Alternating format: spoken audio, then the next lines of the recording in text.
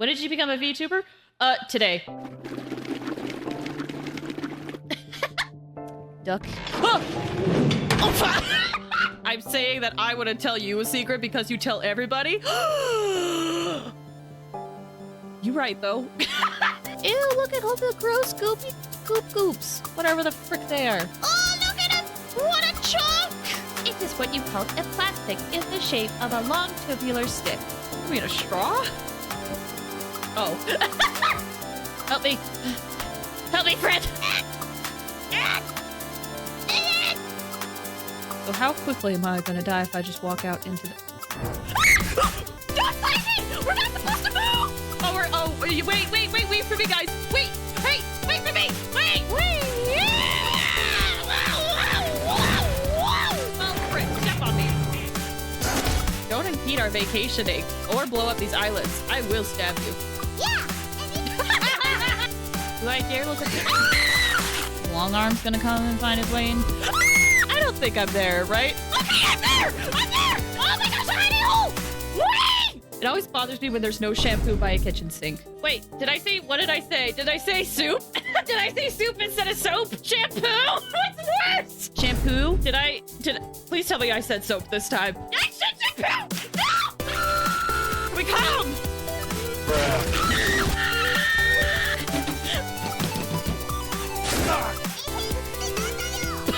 Like this? You want me to stop looking at you like this? Good spooks tonight? Ah! Are we okay? Are we safe? Does his arms reach into here? Ah! Oh my gosh. You know what I do want? I want tits. The Twitch integrated throwing system. Roses are red, violets are blue. Omae wo no shinderu. Nani? Oh, you slut! This is my first limited character constellation. Shut up! It's been a little bit tiring. What the? I'm dead! Why am I not dead? Say hello to my little friend.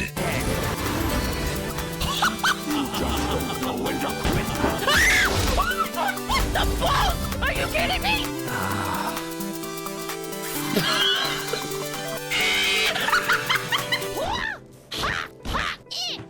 Oh. Has already managed to make contact with the divine. Oh no!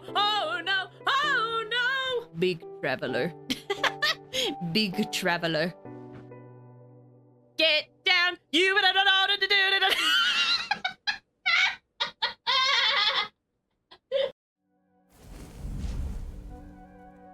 Hi. How y'all doing today? I hope you're having a good Thursday today. Let me greet everybody that I saw in chat. So, hello Ram, hello Qme, and hello Feartear. How y'all doing? I hope you're all are having a good day today. Oh, my throat.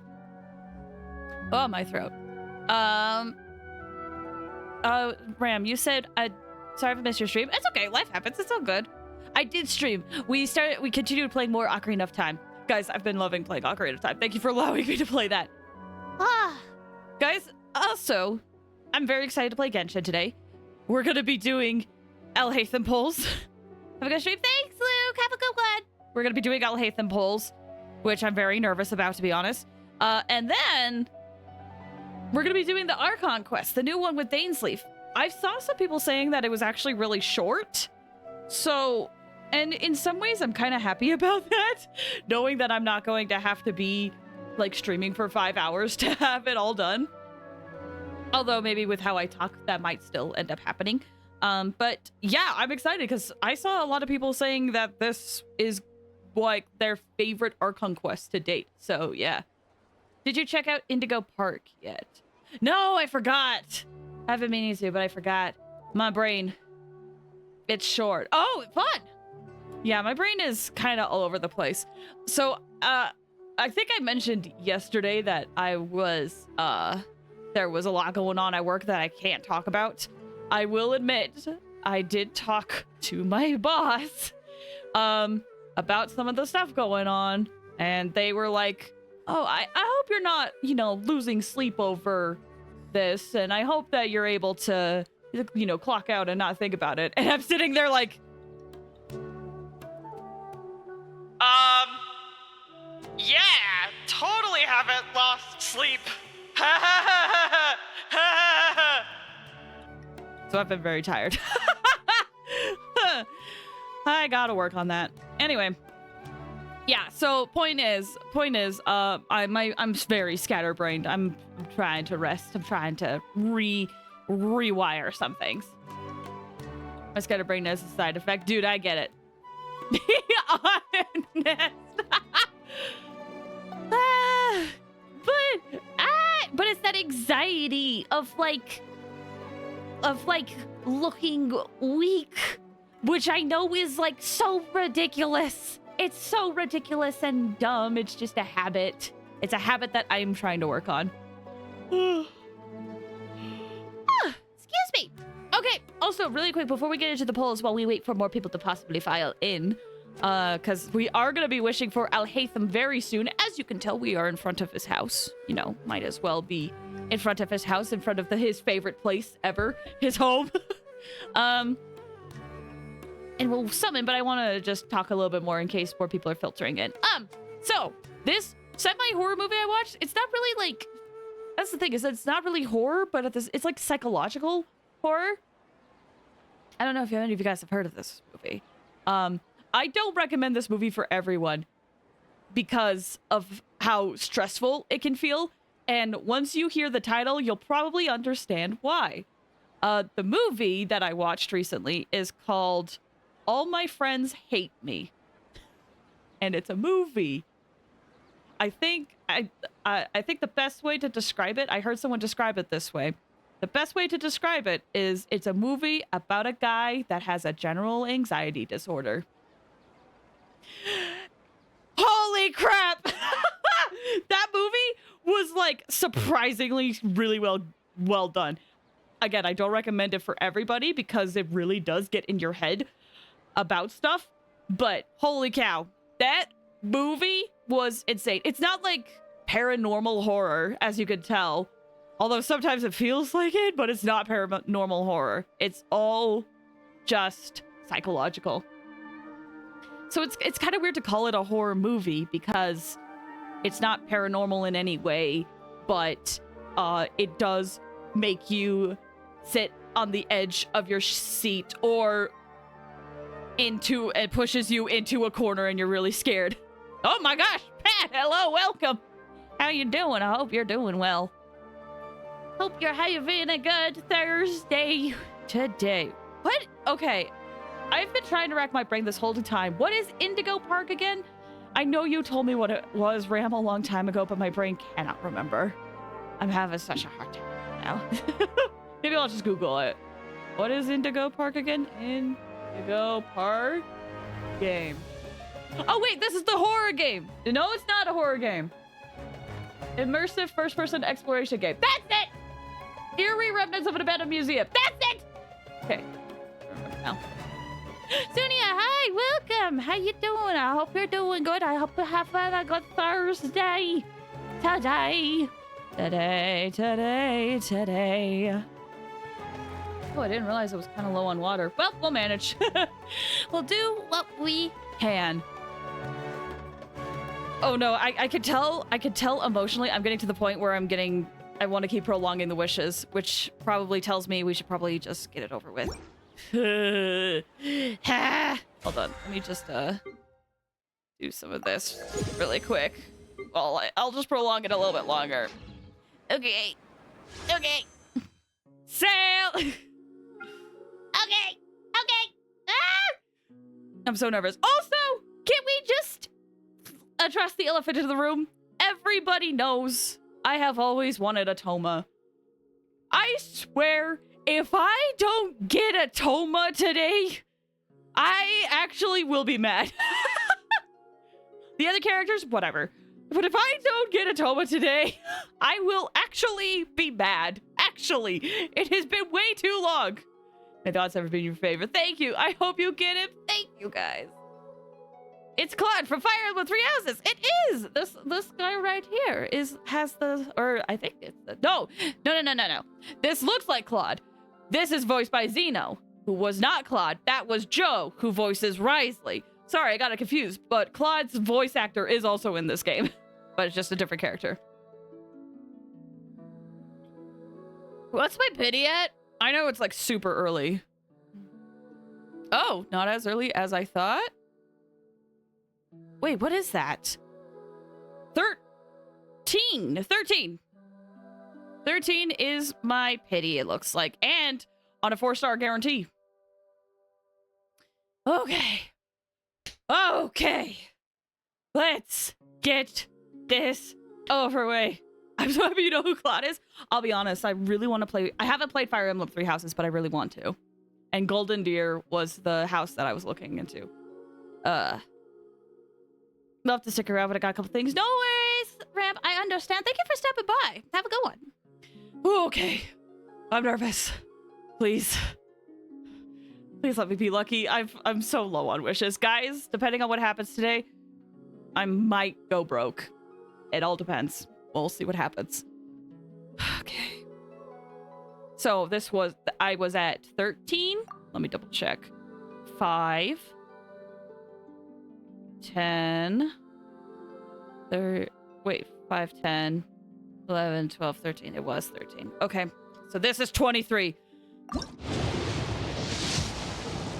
Okay. Will it be a Toba? Is it a Toba? Is the curse broken? Is it finally broken? Is it finally broken? It is! It's good to meet you at last, Traveler. I've been hearing about you for a long time now. I'm your new buddy, Toma. As long as that's okay with you, of course. I like how he says it's good to meet you at last. I'm like, yeah, dude, it's been 2 years. It's been 2 years, dude. I haven't been able to get you for 2 years. Ah! But hey, we did it. Cool. 1 Toma finally acquired. Now, if I could get a Sethos, that would be a fun little perk, but I got Toma, so I'm content. All right, 33. All right, still 4-star, 33. Can it be a Sethos? Oh no, it's a weapon, isn't it? It's a weapon, isn't it?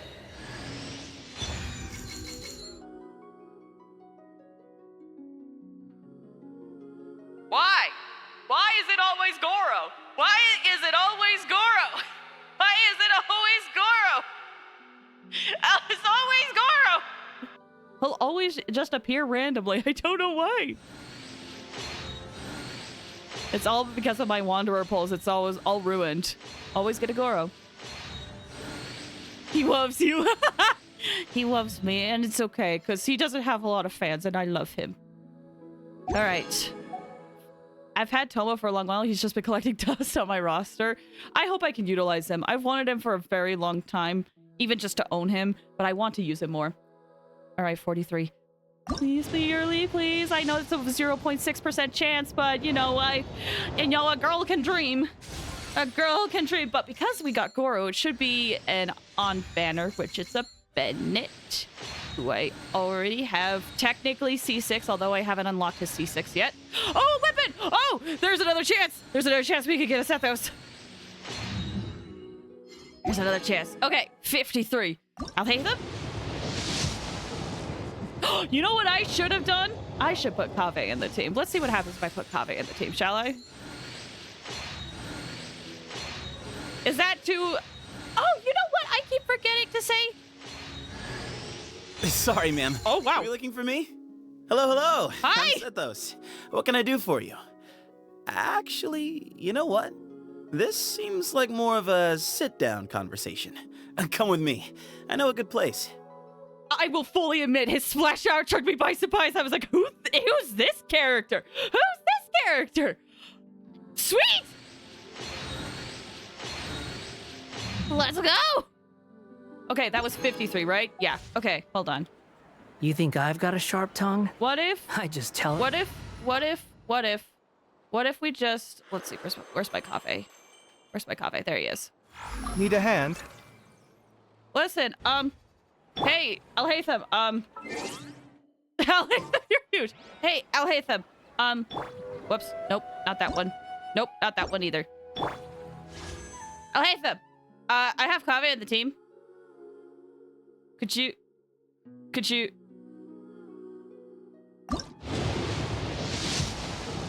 No. Okay, it's worth a shot.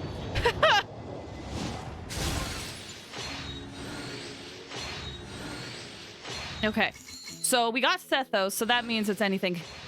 It is Claude. He does have a very Claude-like personality, I think. It's another Bennett. Okay, well, we'll take the Star Glitter because I'm gonna use it to replenish my wishes, probably. Or what is this called again? Yeah, it is Star Glitter. Alhaitham is just reading a super good book. He's not noticing your call. Please, buddy, please. Okay, I'm actually so scared. We're getting close to soft pity. This should be 73. Or is it 63? Oh, I lost track.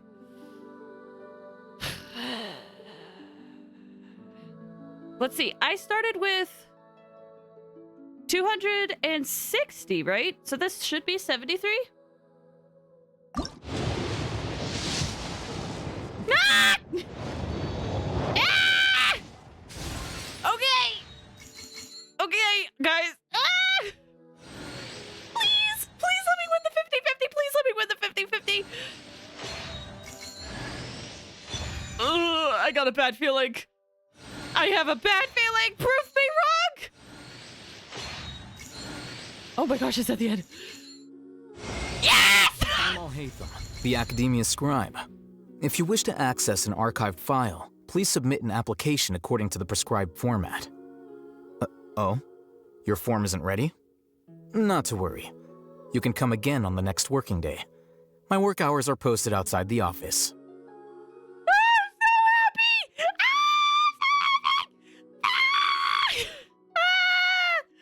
Oh, what a good day. And two. Oh, what a good day. What a good day. What a good day.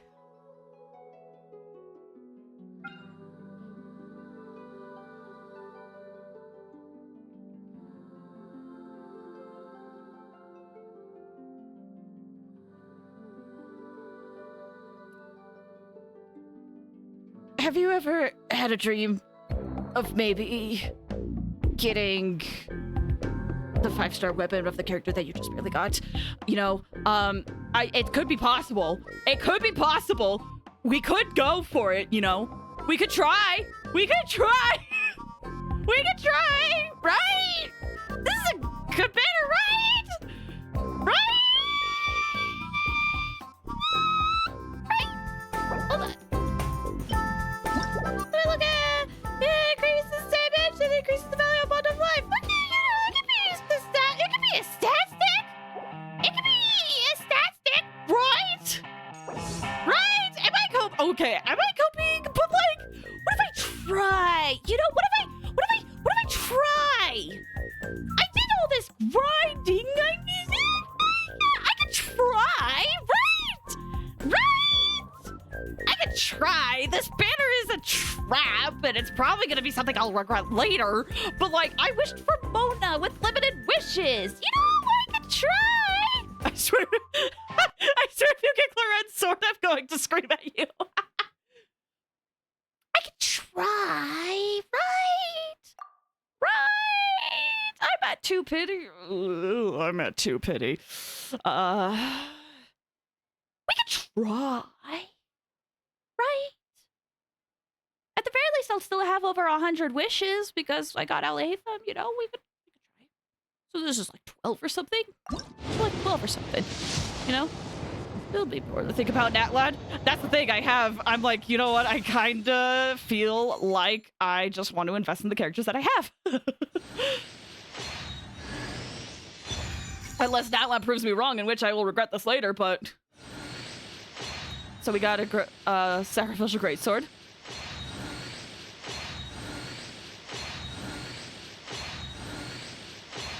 Okay, well, 1 4-star and 1 10 post, not the best. Okay, 23. Ah!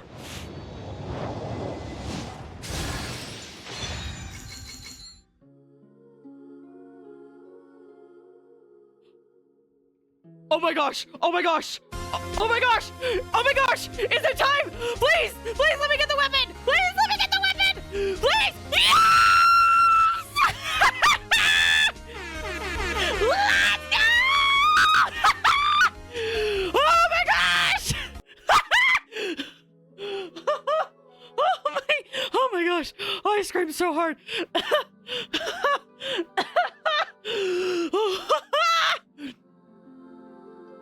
Oh, holy crap! Holy crap!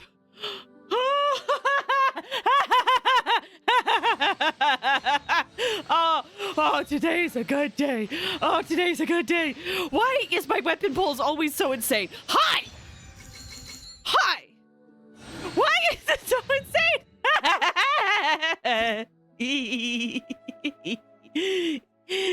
Oh, I'm so happy. Oh, I'm so happy. Oh, I'm so The happy. ability to appreciate beauty is an important virtue. I'm so happy! Where's my...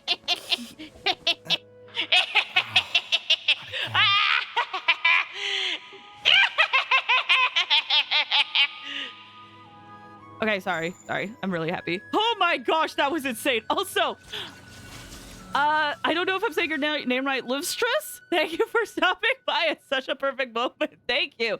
How you doing? Hope you're doing well. Got the husbands. I did it. Holy crap. Oh my gosh. And I finally got my first Toma. Well, first of all, call Medliv. Hi, welcome. How you doing? Hope you're doing good. Let's level up these characters a little bit, shall we? Shall we? I mean, we managed to get it. Really? Oh, shoot, I skipped his line. Dang it, Toma, I'm sorry. Just so we could get some standard banner wishes, which I do have a 10 pull for we can do later. Please don't let me forget. I keep forgetting about my standard wishes. But let's get some of these. Oh my gosh. Is it bad that there's a part of my brain that... This is your training regimen, huh? Interesting. Yeah. Is it bad that part of my brain is like, what if we went for a constellation?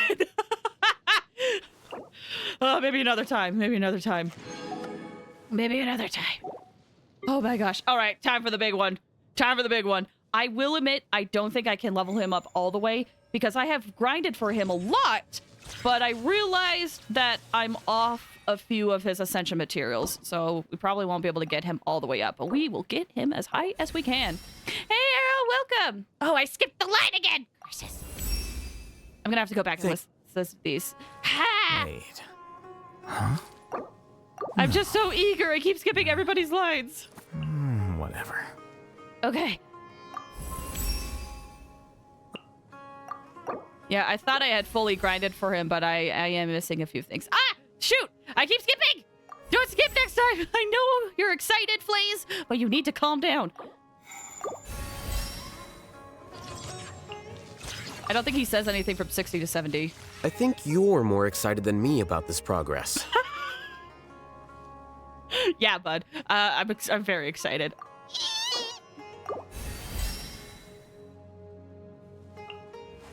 Wait.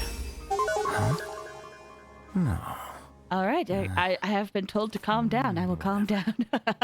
I wasn't free-farming for him because I didn't know if I'd be able to get him. Dude, totally fair. The thing is, I've wanted him for so long that I've been, like, in the background grinding his weapon, or his stuff, just, like, over the last, like, year or so. But I didn't realize I was so low on things.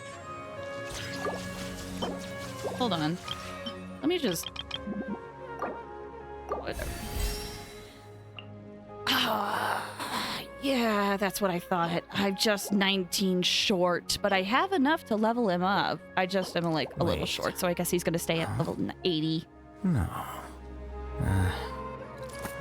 I got his weapon when he reran with Kazuha? Dang, that's insane! Congrats! Congrats on the weapon. Speaking of... Oh, I'm so happy about that. I know for a fact I will not be able to level this up all the way. But we'll level it up as high as we can. I got him on 41 pity today. Really? Oh my gosh, congrats! That's insane! Congrats. I hope you like him. I have skipped him for the past little bit because he reran around the time I was, or not reran, his banner came out like a little bit before Wanderers, and I had been saving for Wanderer for so long, so I didn't summon on him. But now time has passed, and now I'm like, you know, I really want this character. Please let me get this character. Legit. Like, you guys saw my wishes. He was one of those characters where I was like, if I lose my 50-50, I'm not stopping. I'm going to go get him no matter what. So, yeah, I was sort of planning on using up all of my wishes today, which is part of the reason why I went for his weapon and got insanely lucky. I'll do artifacts later, but for now, let me level up the talents as high as I can. Which, I probably should do them individually, because I believe I will have enough. You know? Also, Kumi, I forgot to acknowledge him earlier, so you got the husbands. I did, and I'm so happy.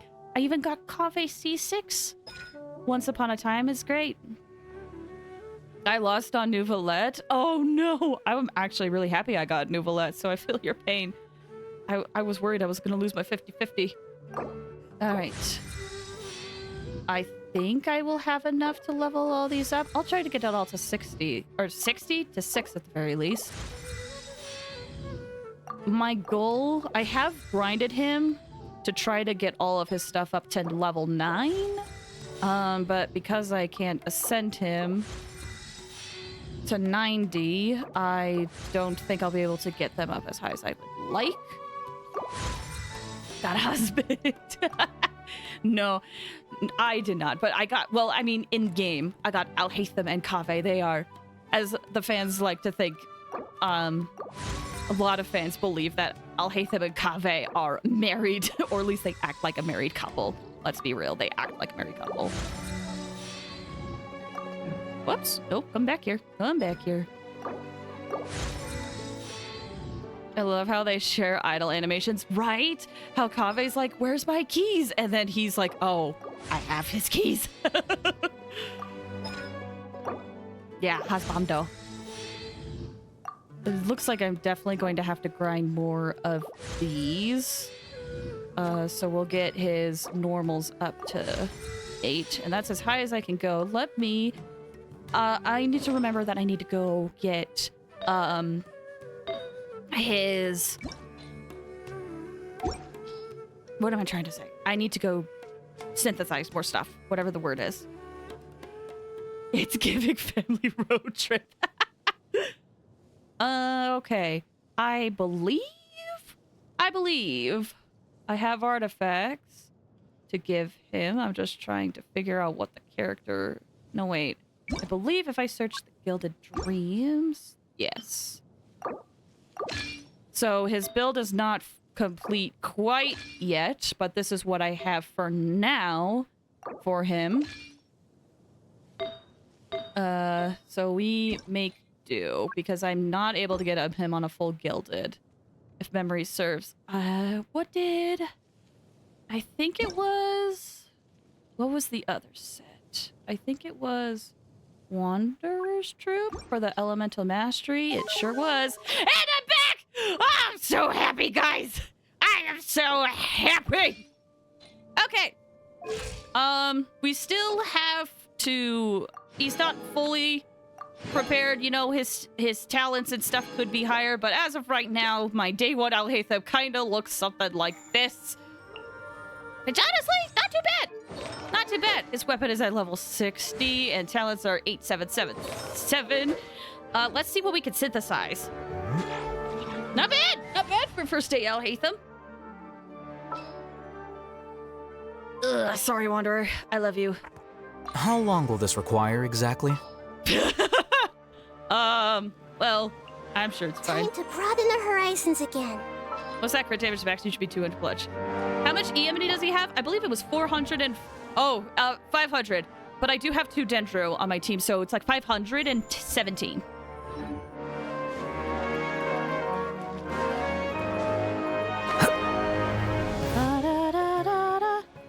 Do you mean synchronize? No, synthesize. It's a crafting bench. Okay. So I needed weapon ascension materials. I needed these things. Let's see how much we can get from this. up here. The infamous part of when you summon is trying to see how high you could take things. Okay, and then the other thing I needed to do, weapon in, was it this one? We needed more of these, so let me just craft some of this. And we'll get a little bit more of this. All right, that should take us a little bit higher. Hold tight. Talents. Let's get all these up to level 8.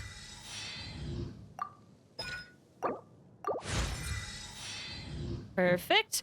And weapon. Let's get this up a little bit higher. Looks like this probably is going to be the last level just based on materials and whatnot. Yeah, I'm not able... I crafted everything, so that's all I can do for that. So, final stats. We have 47 crit rate, almost 190 crit damage. Energy recharge is 136. Danger damage is 68%. Elemental mastery is technically 517. And attack is 1200. Which his attack probably could be a little bit higher. But we need to get his levels up higher so that his reactions will do better. But yeah! I'm so happy! Look at him! Look at him!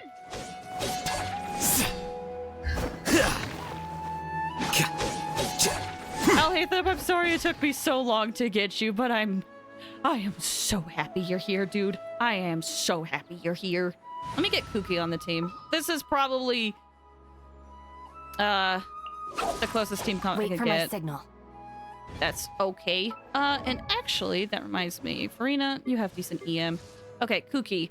I know reactions benefit from leveling up, so I'll just add a few levels to this. Let me get rid of a few of these and add more of this. It's basically the same. Okay, cool. Woo! Oh, I'm so happy, guys. I am over the moon! Finally, I got this guy! Finally!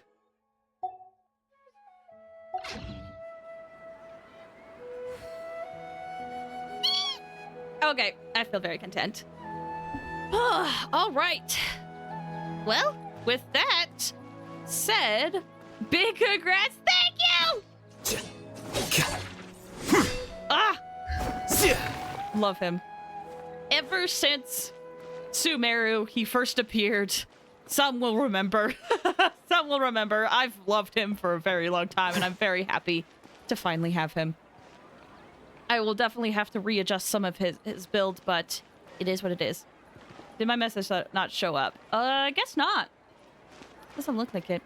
So, with that said, I'm glad you got him. Thank you. Thank you. With that said, did I ever... Okay, yeah. We are going to get started on the newest Archon quest. If you haven't done it and you don't want to be spoiled, I understand if you need to leave. But if you don't care about spoilers or if you've already seen it, feel free to stick around. Apparently, it's a really big one. And it's also really short. So afterwards, I think we'll do more of like Lynette's Hangout because we're still in the middle of that. Because I don't know if I'll have time to do Chlorans tonight. So yeah, just as a heads up, there's your warning and we'll get started. I was so happy when I got in the game and they're like, let's talk to Catherine in Sumeru. I was like, we're going back to Sumeru! Ah! I was so happy. Time for me to scoot. No worries, QB. Thank you for stopping by. Have a good one. All right. When's the last time you said it's a big one? I don't know. Fontaine's Archon quest, which was months ago at this point. All right, here we go. Perfect. It's you two. I have a commission here that has your names written all over it. In fact, I'd even go so far as to say you're the only ones for the job. The only ones for the job? Huh. If our help is really that important, it's probably some Archon class commission, right? I've never heard of that classification before. But sure, we're happy to take this on. Which Archon do you need us to deal with today? The Adventurers Guild doesn't employ that kind of classification system. In fact, this commission is also probably not nearly as intimidating as what you're expecting. Oh, that reminds me. I need to enable Nightbot. One sec. All it asks us to do is to find a missing person. Oh. Huh. Huh? Then why did you say we were the only ones for the job? I came across this commission while reviewing our backlog not too long ago. It seems simple, but our records indicate that over a dozen successive efforts to complete it have all ended in failure, despite attempts by several accomplished and renowned adventurers. Oh. With the reputation of the Adventurers Guild and the performance of the Sumeru branch at stake, it's in our best interest to assign this commission to the adventurer with the highest completion rate over the past few years. Well, that's us for sure. Flattery will get you everywhere with Paimon, but I can't guarantee we'll be able to complete it either. All I'm asking is for you to give it your best shot. If it proves to be beyond your capabilities as well, I'll talk to the commissioner about canceling the commission. Okay, so who are we looking for? And what is it about this commission that's made it so hard to complete? This commission was jointly issued by the residents of Vimara Village. They say one of their own villagers has gone missing. But the problem is, they don't know the missing person's name. They can only provide information about his general appearance. They're all from the same village, but they don't even know his name? If so many adventurers have failed to complete this commission, maybe this missing villager doesn't exist at all. Could it be some sort of a prank or something? I don't want to call attention to this. I feel a little bad, but Paimon's voice, it's the same voice. It's the same actor. I can tell that. But did they lower the voice for Paimon? It feels like a little more relaxed. Unlikely. Several villagers came by to issue the commission, and judging by their appearance and tone of voice, they seemed incredibly sincere. It certainly didn't seem like a joke to them. Besides, putting up a commission requires a processing fee. There aren't many upsides to a prank that costs Mora to carry out. True, that would be a little strange. In any case, it would probably be best to go to Vimara Village and ask around first. The Adventurers Guild does have some information on hand, but I would say anything you can learn directly from the villagers would be far more reliable. The best way to avoid misdirection is to go to the source. All right then, let's go! Paimon's starting to get really curious about this whole thing. It's time! Bedtime Story. Oh, it's like a mirror of itself. That's fun. I'm not hearing a difference. I don't know then. Like, it is the same voice, it just, the tone feels different. But maybe it's just me. Also, wait, hold on. I'm reminding myself how I say your name. Meliv. Meliv, you saying it's finally not a dead patch. I honestly like the filler patches, but I know it feels very dead to others. To learn a little bit more about the missing guy. Not Meliv? If this commission is really as challenging as Catherine made it out to be, we're gonna need to carry out a very detailed investigation. Oh, yeah, it must have been a typo in your earlier message because I see Meliv. Okay, Liv. Okay, yeah, as you said earlier, Liv, it's much... There's definitely more going on, but I do enjoy the more filler patches. It's more relaxing to me. Oh, I understand. Okay. Barum. Hello there. You looking to buy something? I do business in this area. Oh, no, we're adventurers. Catherine sent us to look into a commission here in Vimara Village. Ah, so you're here about that, then. You're not the first, that's for sure. We've certainly made a lot of trouble for you all. To be honest, we aren't holding out much hope. Many adventurers have made their way out here, confident they'd be able to help us, only to leave soon after with nothing to show for their efforts. We've pretty much had it up to here in questions, and the area around the village has practically been overturned in search of clues. But no one has been able to make any headway. So, this person we're looking for, what's his name? Where did he live? Does he have any relatives? I don't know. I really have no clue. I couldn't tell you. Okay, guess you are really sick of answering questions. I'm sorry, I didn't mean to sound short with you. I was actually just giving you my answer to your questions. So those 3 questions are a no-go then. Is there anything else you could tell us? I know it may seem like we don't have anything to offer by way of information, but I promise you, we all have a very strong impression of him. When you live in the same village as someone, you develop a lot of memories together, you know? We just don't know the specifics. Maybe we did at one point, but that information is long gone by now. That's weird. At least that's what everyone in the village seems to think. We've all exchanged what we know, and that was the only logical conclusion. All right. Specifics aside, then, what kind of person was he? Young guy, in his early 20s probably. Incredibly kind sort of person, always willing to lend a helping hand.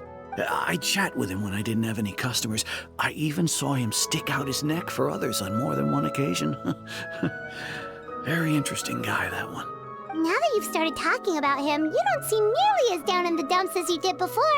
Seems like he left a pretty good impression on you. But of course, everyone in the village is pretty fond of him. We wouldn't have issued that commission otherwise. There aren't many young people like him nowadays. So genuine and pure.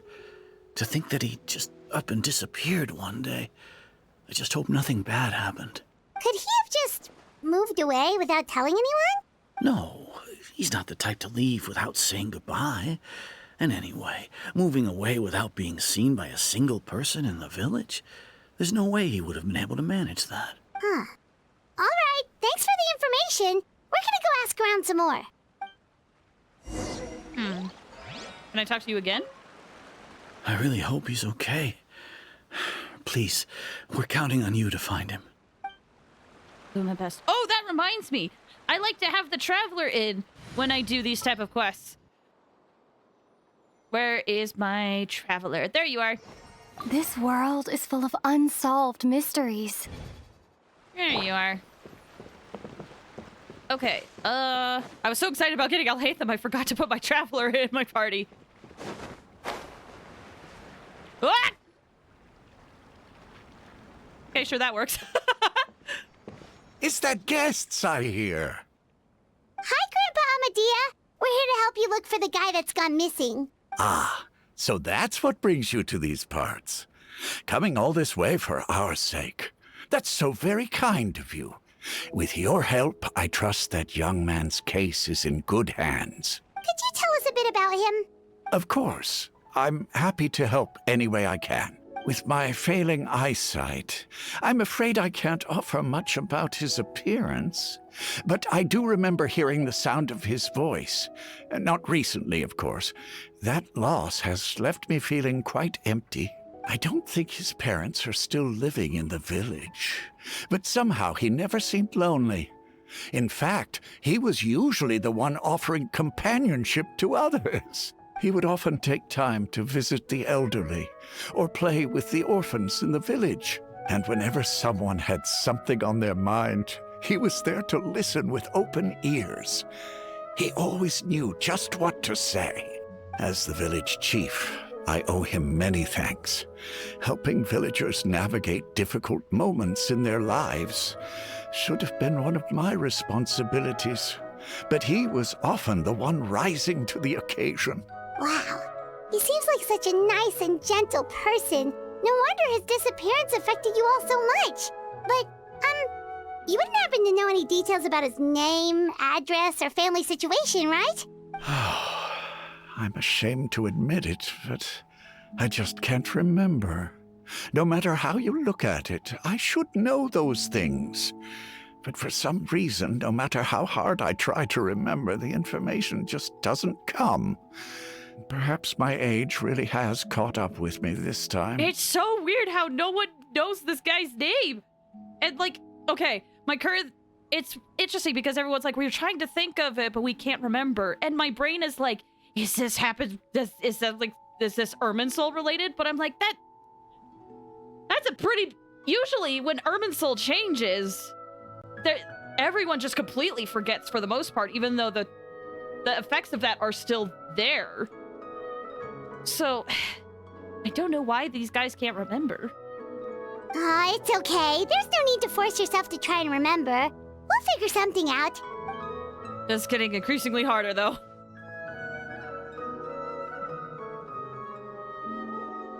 Well, Traveler, what do you think? There's probably more to this case than meets the eye. A lot of things are not adding up. I think so too. Like, the name thing. It's so weird that no one remembers his name. And nobody has been able to tell us anything about his family or where he lived. It's like this guy's been erased from reality or something. Yeah, Urban Soul, exactly! But I don't know if it is. I would say it's more like he's someone who only exists in people's memories. Wait, so you're saying it's not that he's been erased, necessarily, but more like he never existed to begin with? Okay, Paimon's gonna need some time to process that one. Someone who only exists in people's memories? Could it be like what happened with Greater Lord Laruka Devada? Okay, I'm not crazy. Like some sort of mass alteration of people's memories? You two are the adventurers who just arrived, right? Hey! You're here for the Vamara Village Commission? Yep, sure are. We were just looking into the case. I'm so glad to hear that. Thank goodness you haven't given up. I've been so worried the Adventurers Guild might cancel our commission. My name is Atosa, by the way. I grew up here in Vamara Village. Anyway, I just wanted to say, please keep searching for a missing villager. I'm begging you. You have to find him. We'll certainly try our best. Yeah, no need to worry. We'll give it our best shot. So, were you close to the missing villager? Are there any leads you can give us? I'm not sure this counts as a lead, but follow me. There's a place I'd like to show you. Okay, go to where Atosa is, I guess. Up here. Oh, it might be easier to walk it. Because either way, we're gonna have to... Like, that teleport, it feels... would just be about the same distance, so...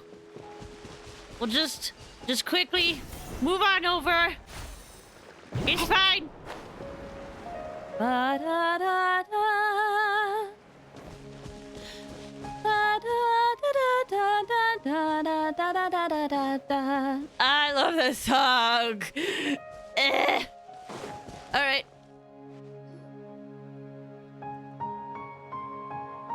Is this the place? Under this tree? There's stuff there. Yep. I know it doesn't look like much, but this place is very meaningful to me. It's so full of memories. We used to always sit together under this tree and talk. Sometimes we would look up at the clouds in the sky or stop to feel the wind against our skin. We could sit there for hours at a time, never realizing how long it had been. I was actually adopted by the people of Vamara Village. The forest rangers found me in the woods as a child. Oh. I was surrounded by such good people, and growing up in the village was so lively. Still, there were times when I couldn't help but feel incredibly alone. Alone? How should I put it? When something's bothering you, or when you have good news to share, you always want to talk about it with somebody. But for the longest time, I didn't know who I could talk to, or if I should say anything at all. Everyone has their own problems to deal with. Even if I might want to confide in others, I don't want to become a burden. I think I get what you mean. That's what family is for. Really? You know exactly how I feel? Oh, no! Ah! I used to have someone like that, a family member that I could talk to no matter what. But now I have a lot of friends who understand me and would be happy to hear me out. Oh! This is both happy and sad. It's so bittersweet. But I get you. I get this. Aww. Wow, that sounds really nice. You're quite lucky. When it comes to our missing villager, well... I guess you could say that to me. He felt like both a family member I could rely on and a friend who could really understand me. No matter what came my way, I knew I could always talk to him. He was so thoughtful and pure, and patient too. Whenever I talked to him, he would always seem so interested, as if the things I was describing were just as important to him as they were to me. Oh no, I'm getting feelings. Oh, this is gonna hit me hard. Ever since he disappeared, there's been so much I wanted to tell him. No, none of those things matters now. I just really want to see him again. Wow. You two must have been really close. Did he ever tell you anything about himself? He mostly just talked about interesting things he saw around the village. He'd share a lot of his own wild ideas as well. Oh, right! I did ask him about his parents once. But all he said was, they're not here anymore. Okay, well, that's something. That's more than what the others were able to give us. I didn't know whether that meant they had left the village or passed away, and I didn't want to pry. Still not much to go off of. Look at me. Talking your ear off and still nothing to show for it. I'm sorry I wasn't more help. Don't say that. You helped us understand him better. The last time I talked this much in one go was when we were still together. Come to think of it, every time we talked, it always seemed to be around dusk, just like right now. Time always passed by really slowly. Even when it felt like we'd been talking for hours, the sun would still be at the same position in the sky. Well, time always seems to pass slower when you're relaxed, right? What's wrong, Traveler? It's always the same time of day, and time never seems to pass. Oh, we're getting into weird stuff. Based on what we've learned, this is definitely not a regular missing persons case. What Atosa just told us about time could be the key to unraveling this whole mystery. Hey,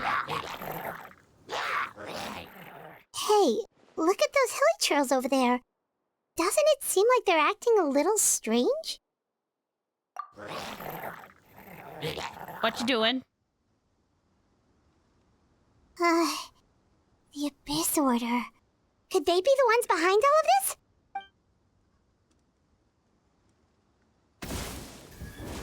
Oh, hey! Uh-oh, we've been spotted! Quick, get ready to fight! Okay! I'll do my best. Go! With Hydro Traveler, she's not built for this type of team. Stand with me! Flicker.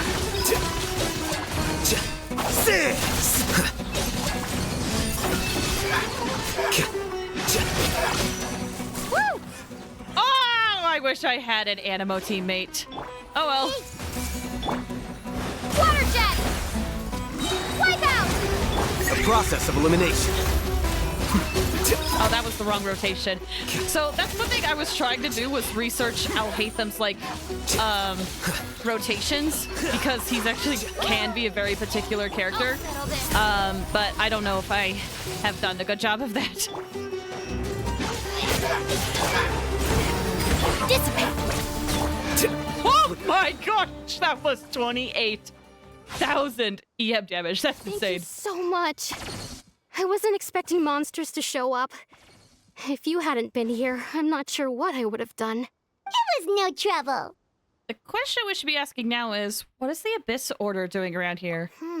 Now that I think about it, the hilly trolls around Vimara village have been a lot more active lately. They seem agitated and would often attack anything in sight. Chief Amadea doesn't allow the children to play in the area around the village anymore. Maybe the Abyss Order really is involved. Well, we should head back and check out the situation in Vimara village just in case. If the Abyss Order is plotting something that could spell trouble for the villagers. Yeah, it's been a long time since, Abyss mages have Wait a second. participated in the plot. The person... It's Dainslev! Oh my gosh! Ah! Hi! It's been forever! Ah, it's you two. You're still in Sumeru, it looks like. Oh, a friend of yours? Well, I'll leave you all to it then. I should head back to the village and check up on Chief Amadea and the others anyway. Well, see you later. Bye. Yep, see you later, Atosa!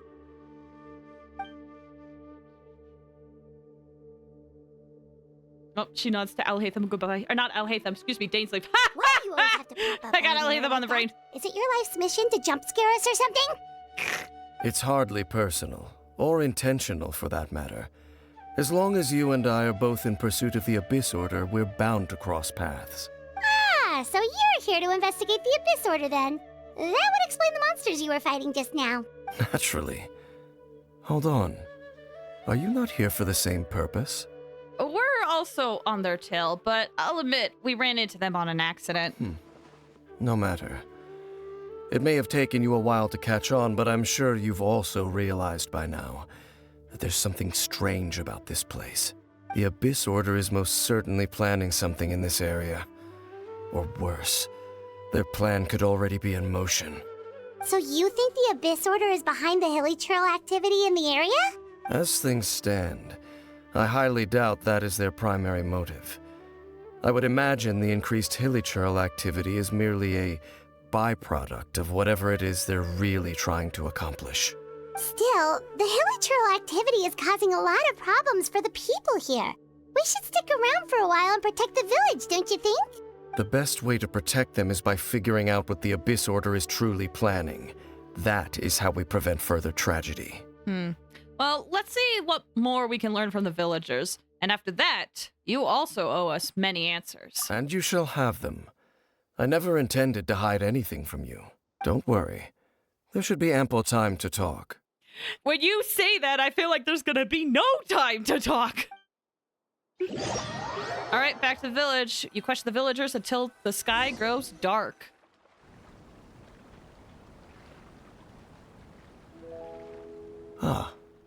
So that was the commission that brought you here to Vimara Village. Someone who seems to only exist in people's memories.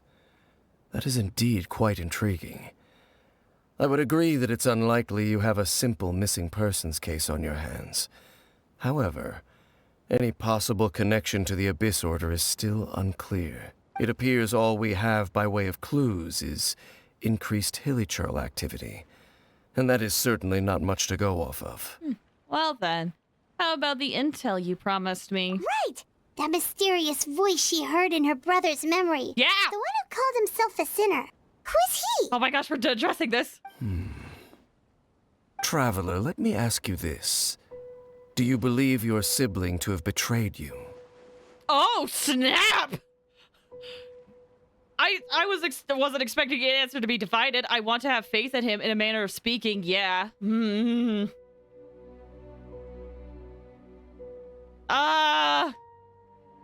In a manner of speaking, yeah? I sense hesitation in your words. After all, you still haven't figured out the whole truth of what happened. I mean, true. There's still hope for the two of you to reconcile. Irreparable damage has not yet been done. The sinner you wish to know about, his situation is different. He and his fellow sinners have long betrayed me, and long betrayed their nation. So they betrayed Conria. His name is Vedrfolnir, the Visionary. Vedrfolnir, the Visionary. I'm loath to admit it, but he is also my kin, my older brother. Oh! Oh! Phew. I will fully admit this whole time I hadn't even considered who was family with Dainsleaf. Other than, like, maybe Kaya, but they dismissed that. Older brother. Your brother? What happened between the two of you? What really happened in Conria back then? There were 5 of them. 5. The 5 sinners of Conria. The wise Roptatir. The visionary Vedrfolnir. Gold Rhindaughter. The foul Sertologi. And Rehir of Solnari, Rerir. Holy crap, wait, Gold is a sinner? And Sertologi is a sinner? This makes me nervous for Albedo, 1, and, Child, 2. No matter how eroded my memory may become, I will never forget their names. One day, I shall have my vengeance. Dang, okay. Wait, some of those names sound really familiar. Yeah. Rhindaughter is the one who created Albedo. Sertologi is Skirk's master. Quentin, hi, welcome. How you doing? I hope you're doing well. We're getting lore. If you don't want to be spoiled, I understand. And shoot! And the one we just learned about, Dane's brother, Vedrfolnir. if he was the voice of the sinner, then the one who inspired Clothar to create the Abyss Order was him. Yeah, somehow everything is connected. If that's true, then the stone slates we found in that ruin in Fontaine, the ones that outlined Fontaine's prophecy, that was likely Verder Fulnir's, I lost it already, I forgot how to pronounce it again, Verder Fulnir's doing as well. That's insane! That's insane! Wait, we're back at Sumerio. Yes! We are doing the newest Archon quest. If you don't want to be spoiled, I understand, but if you don't mind, if you don't care, feel free to stick around. We're getting some lore right now, dude. Oh! They were once people of great esteem in Canria, those who carried the hopes of the nation. They were the best of their peers, outstanding in their respective fields. 6 of us, together. We should have been the ones to prevent the disaster. The ones to stop the Vinster King from continuing to rock the foundation of the world. Okay, wait, hold on. Let me parse this. 6 of us. So him alongside all the sinners were supposed to stop the disaster, to stop the Vinster King, to continue to rock the foundation of the world. That feels like the current world order. Yet, deep within, the 5 of them craved something more. They could not resist the call of the Abyss, and divided among themselves a power that could destroy the world. This does make me a little suspicious of Dainsleif. Or Dainsleif, however it's pronounced. So they became sinners, but also transcendent beings, each in possession of world-shattering power. And when the cataclysm occurred, not one of them stood up in defense of their nation. Not one came forward to prevent the tragedy, and for that, they shall never have my forgiveness. And then my sibling came into contact with your brother. Indeed.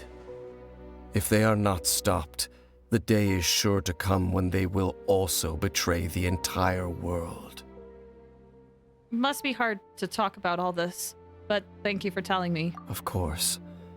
As I said, I never intended to hide anything from you. Lumine, could you also ask about his arm and how there's also weird corruption going on that side of the face? Like, I know he's wearing a mask, but there's definitely something underneath it.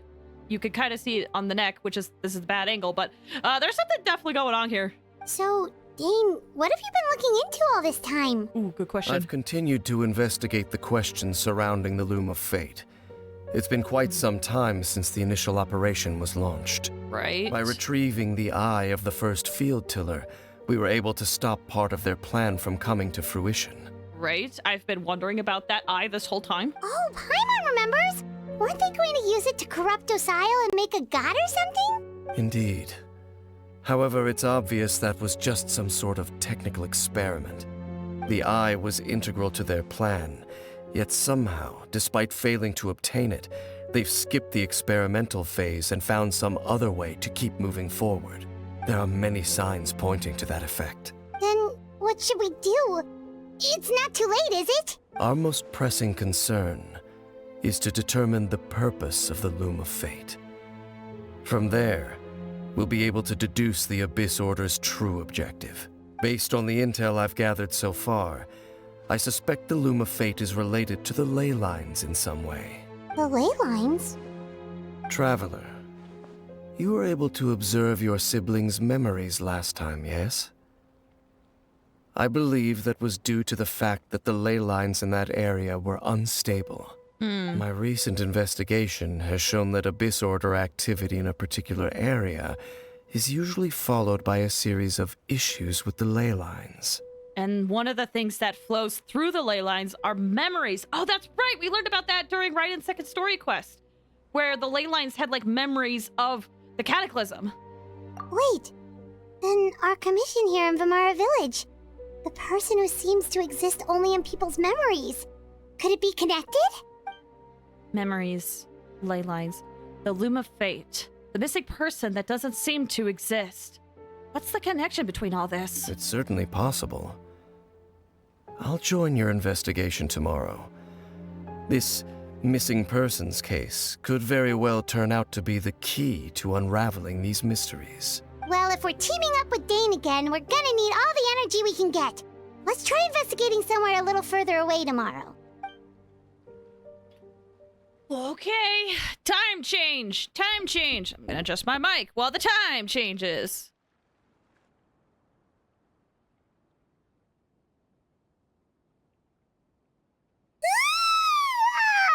So tired. Paimon used way too much brain juice yesterday. It's Dane's fault saying all that complicated stuff. Yeah, I didn't sleep well either. My head's a mess. Well, let's go find Dane. We've got a lot to do today. We sure do. Can't find the best position for my microphone. This is such a great place for a vacation. Okay, up here.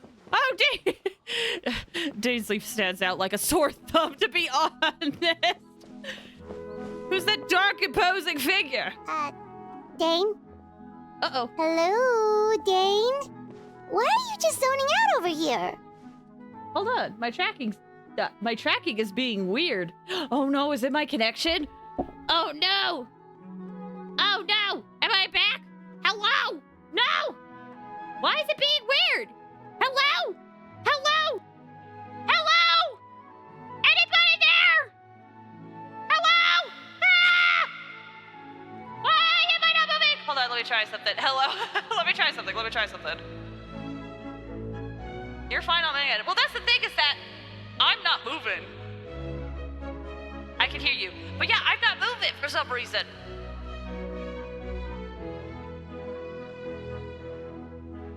Hello? Let me move.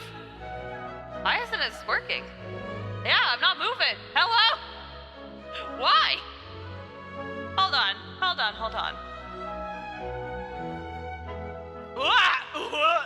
Hello? That was weird. Am I back?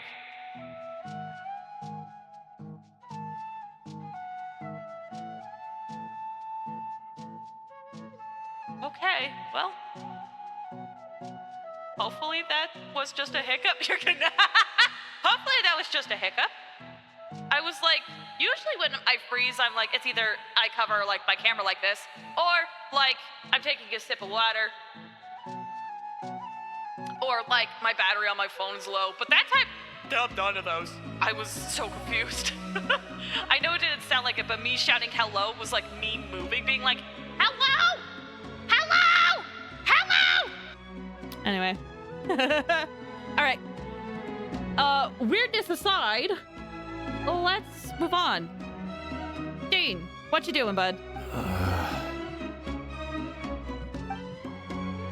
Did something happen? What's wrong?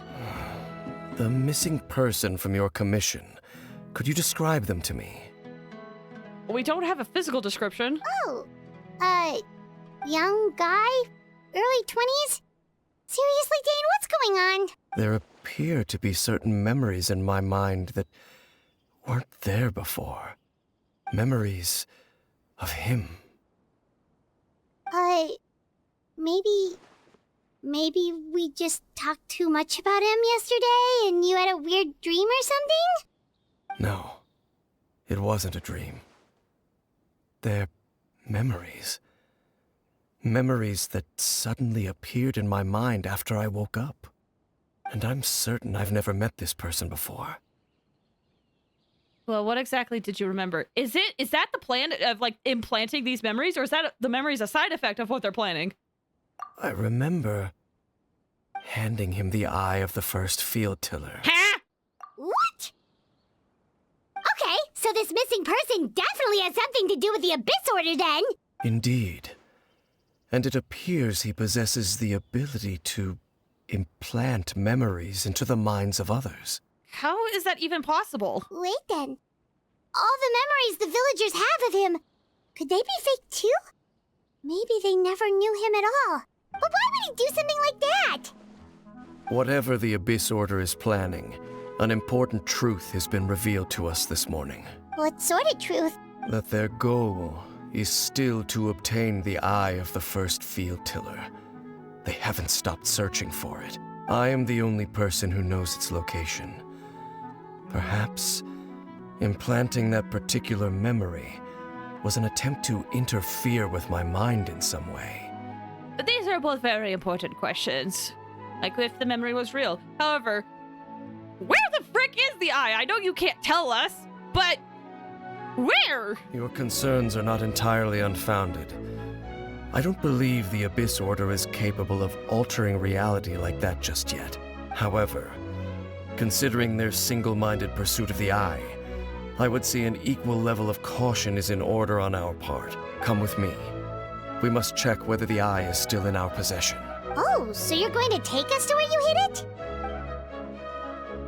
I don't know if he will, but what if someone follows us? If we go straight there and someone is on our tail, are we just exposing the eye's location? Maybe that's the reason the Abyss Order implanted the memory in the first place. To force Dane to confirm the eye's location.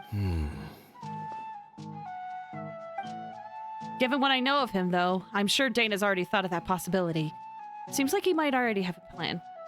Lead the way, Dane. Of course. I have thoughts and suspicions, and I don't quite know what to think of them.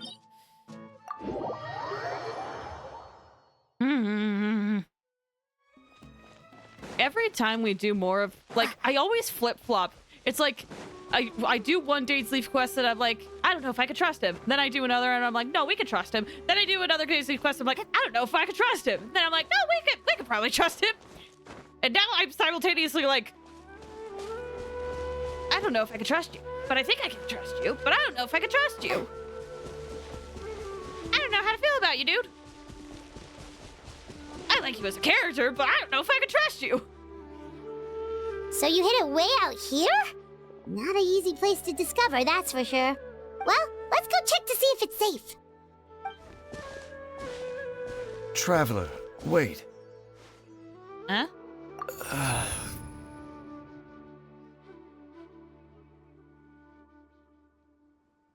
Yes, sir? Do you have anything to say? We've no time to lose. Let's head inside. Don't be freaking weird, Dane! Don't be freaking weird!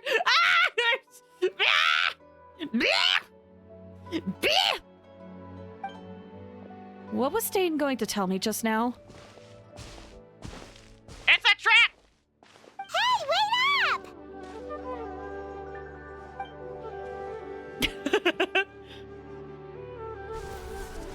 Whoa.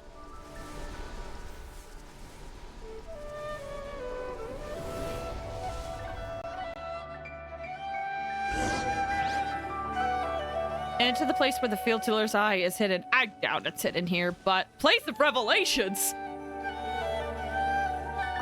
Oh, okay. Dane brings you to where he hid the eye before. As you continue onward, the answers will soon be revealed. But when you step within, there seems to be something strange going on with Dane. Says I need fire. I'm sure we'll be fine, though, without fire. Hopefully. Although, what if I run into Pyro? What if I run into Pyro, though? No! We need Pyro. Maybe we'll be fine. Hopefully.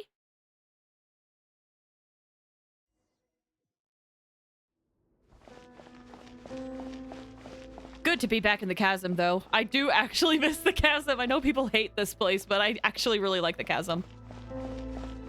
The chasm music! Yay! Mark, hi, welcome. Cat fell asleep on me, so I fell asleep. It's okay. Congrats on Albert! Yes, I'm very happy about him. Very happy. Very happy. Also, Quentin, thank you so much for the clip. I appreciate it. Thank you, thank you. Real talk, I need to eventually make stream highlights, and then I'm hoping on my shorts channel I can just start, like, uploading clips. Yeah. Very happy. I love how this architecture looks very similar to Enkonomiya as well. The chasm and Enkonomiya being linked in a way. Or at least that's how I think it is. Memory serves. Yeah, chasm and academia definitely linked. Okay. Ooh, mushrooms. That's why they probably told me I needed fire. I see everything. Water jet! Stand with me! Scatter!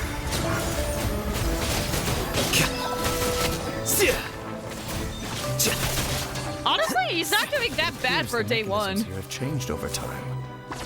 You can access the upper floor through the side door.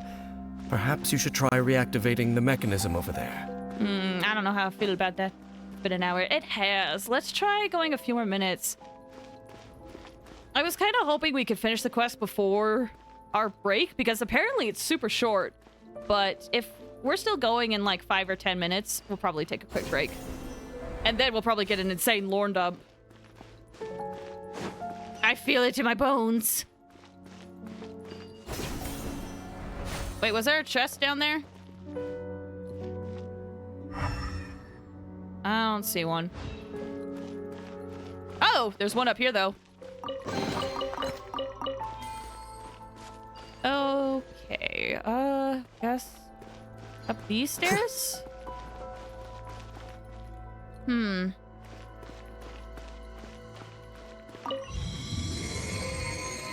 Ooh, big boy. Okay, you know what? I said we were going to go 5 or 10 minutes. There's a good spot later to take a break. Okay, perfect. I am starting to feel it in my legs, though, so I think I will go, like, at least 5 minutes. It's one of those things where it's like, I could go on for a little bit longer, and now I'm here, and I'm like, ooh, actually, standing up. We should do that soon. Wake up, bud. Grow! Go! Out of my way! Here you are. Oh. Okay. Gosh, I love him so much. Click.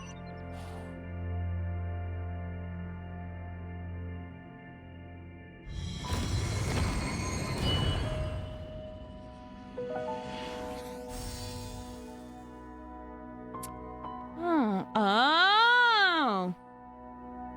I see. I feel sad trying using the lock-on from Genshin. Honestly, I will admit, because I'm so used to Genshin, I keep forgetting about the lock-on when I play Wuthering Waves. But I get ya. Lock-on is very convenient. Okay. Make sure all the runes are pointing in the direction indicated by the light. That should unlock the mechanism. Ooh, that's gonna put them all together on that, so...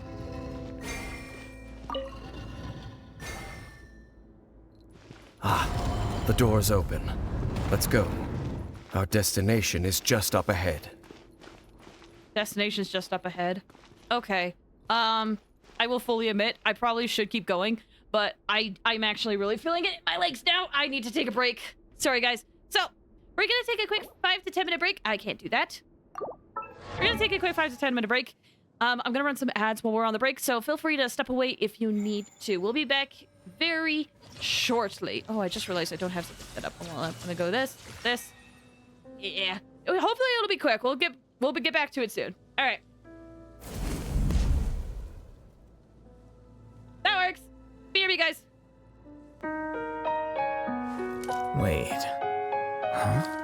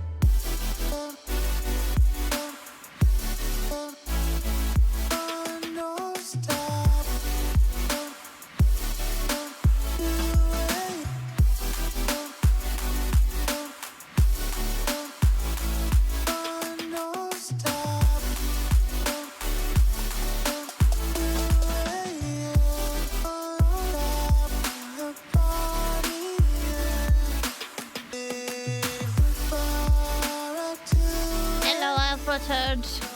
I hope you guys had a good break, and I hope you were able to also stretch your legs as need be.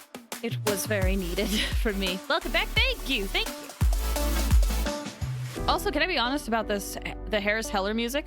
I keep having some of my live streams muted due to some of Harris Heller's music, which is interesting because this music is specifically supposed to be, you know, stream free.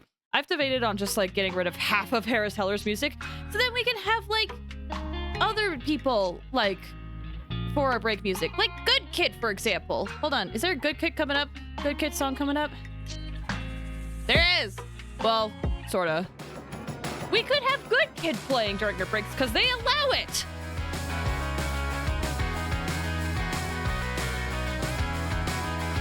Either way. This is a first-rate town, but all you ever notice are the ways it stretched too far. Gosh, the music is like so nostalgic. Anyway, that's beside the point. It's good. Check out Good Kid. Their music is great. Man, if the Crane Wives ever said, yeah, you guys can stream our music for your live streams, I'm there. I'm there. I'm putting everything of the Crane Wives on there. Hold on, really quick. I got something in my nose. Hang tight.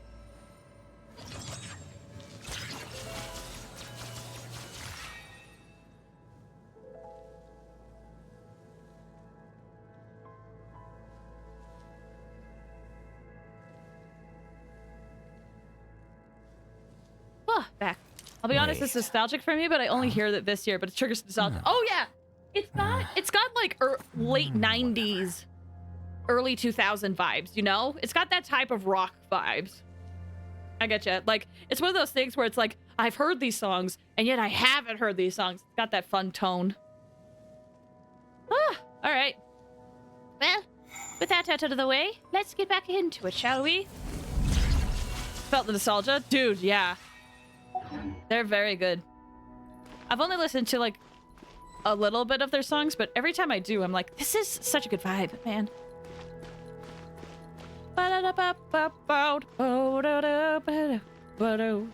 Hello, it's me. I'm just wondering if I'm gonna die. Wow. Hello? Oh, there is a Door of Resurrection here. Same with Bear Ghost. Feel nostalgic, but I don't know them until 2019. I'll have to check that out, Bear Ghost. But yeah, exactly the same thing. 1, 2, 3, 4, 5. Am I miscounting? That is 5.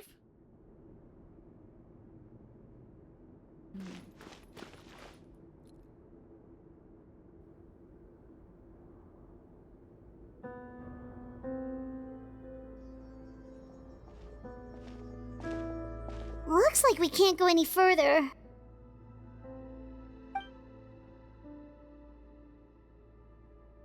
Be on your guard. Huh? I sense the presence of the Abyss. Oh, hi. It's the Abyss Order! That's here! That's why they recommended Pyro. That's why they recommended Pyro. Make yourselves at home! Oh, dear. Water jet! Defract!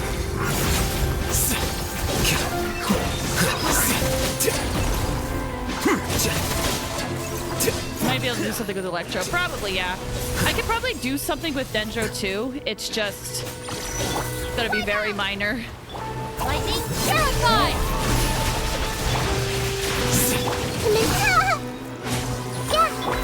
Here you are.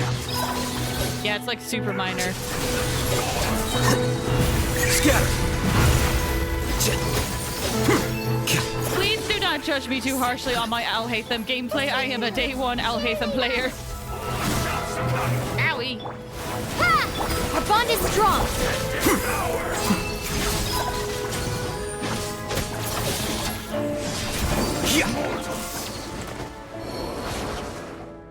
Just as I suspected. The false memories were a trap. The Abyss Order just wanted to follow us here. Now that they're in the vicinity, we should have a chance to see... Dane? What's wrong? Can you feel that? There's been a disturbance in the ley lines. It must be the work of the Abyss. Wow, you must be really sensitive to that sort of thing. Paimon doesn't feel it. You two, do as I say. Use that mechanism over there and leave this place. Leave you here on your own? Will you be all right? The Abyss Order is putting something in motion. If you return to Vimara Village, I suspect you might finally have the opportunity to locate the missing villager. Just think of it as a way to divide and conquer. All right.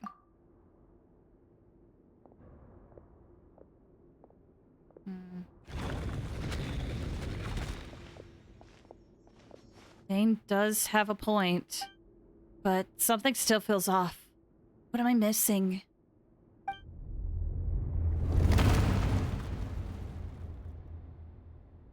Oh. Yeah. You were lying to us, weren't you?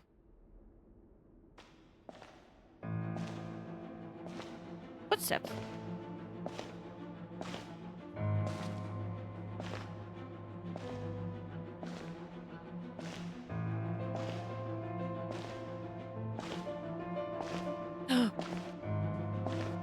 Wait. Wait a second. Wait a second. Wait a second. Wait a second! Ah! I knew going along with your trap would be the only way to meet with you face to face.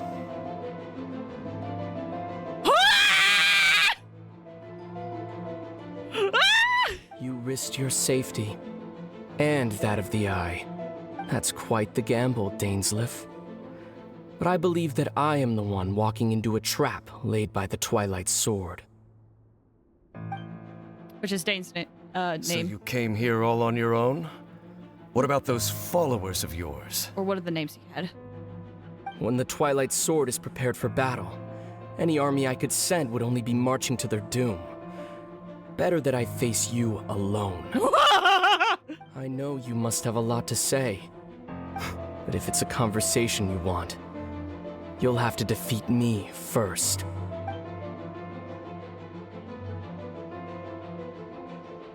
What were those expressions? Ooh, what were those expressions?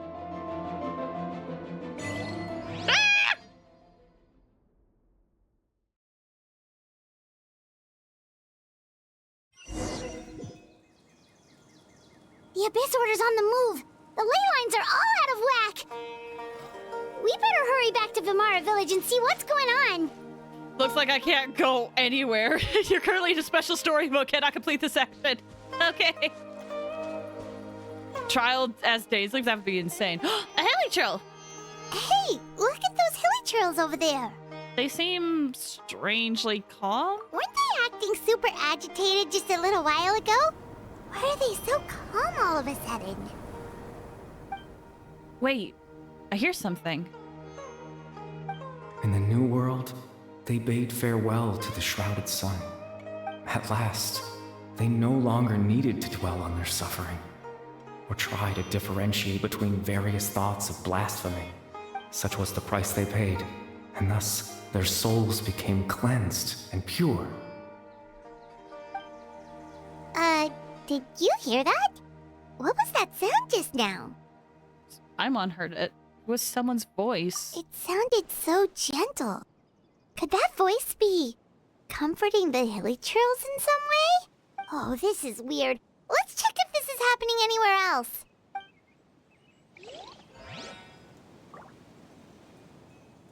I don't want us to take their food. We'll just leave them be. Oh. Looks like the same thing is happening over here, too. The hilitrails are calm. You see, we're both still here. We've reclaimed an endless amount of time to love. Release your tears. You no longer need to hold back your sorrow. That voice again.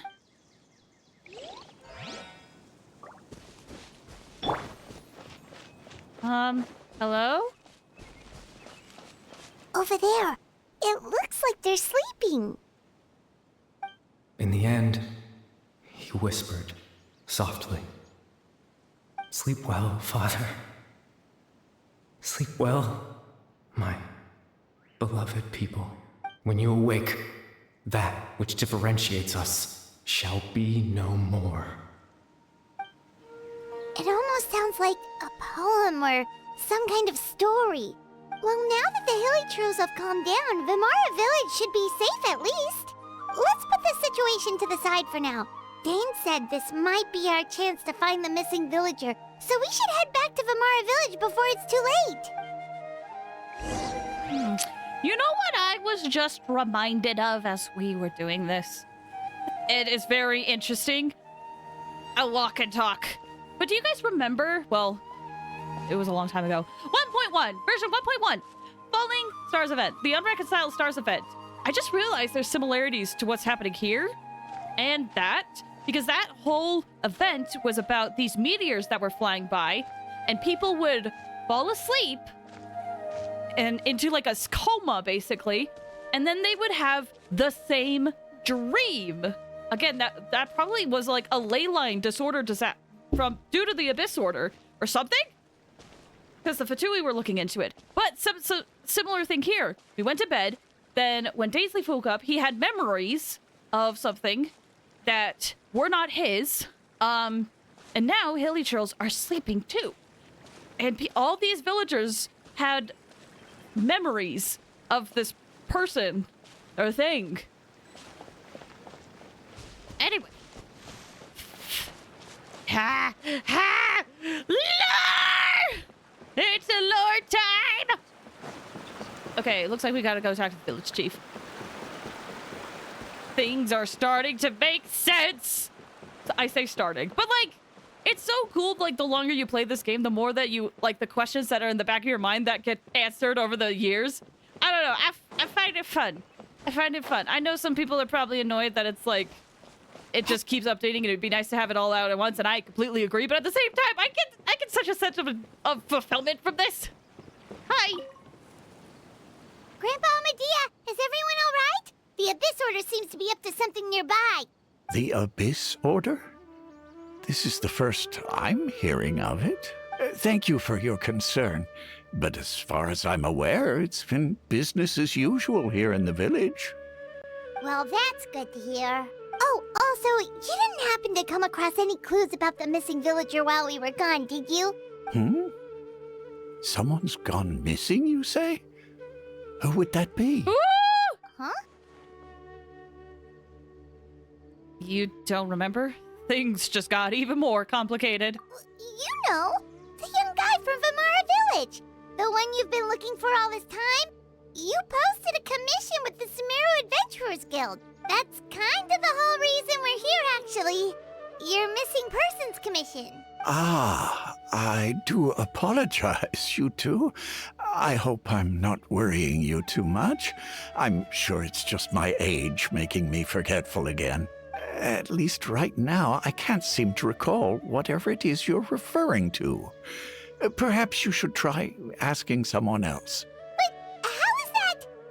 All right. Thanks for your help, Grandpa Amadea.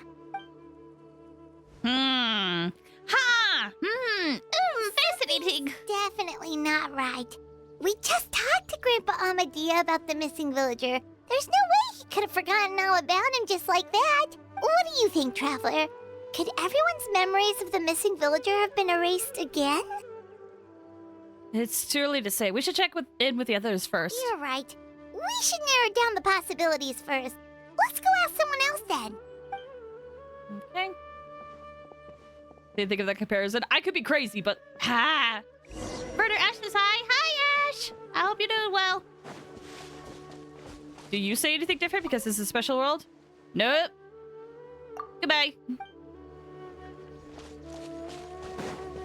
I don't know if you remember. Yeah, I remember that. Ah, this guy. Yeah.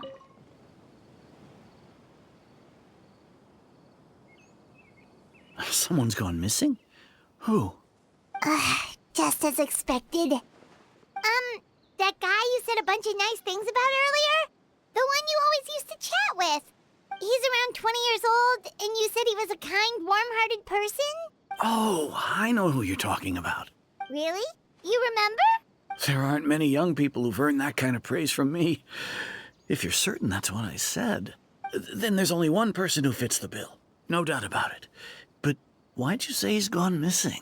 Have you seen him recently? Do you know where he went? Yeah, I just saw him leave the village. There was someone else with him, too. They couldn't have gone far. Right. We have a trail.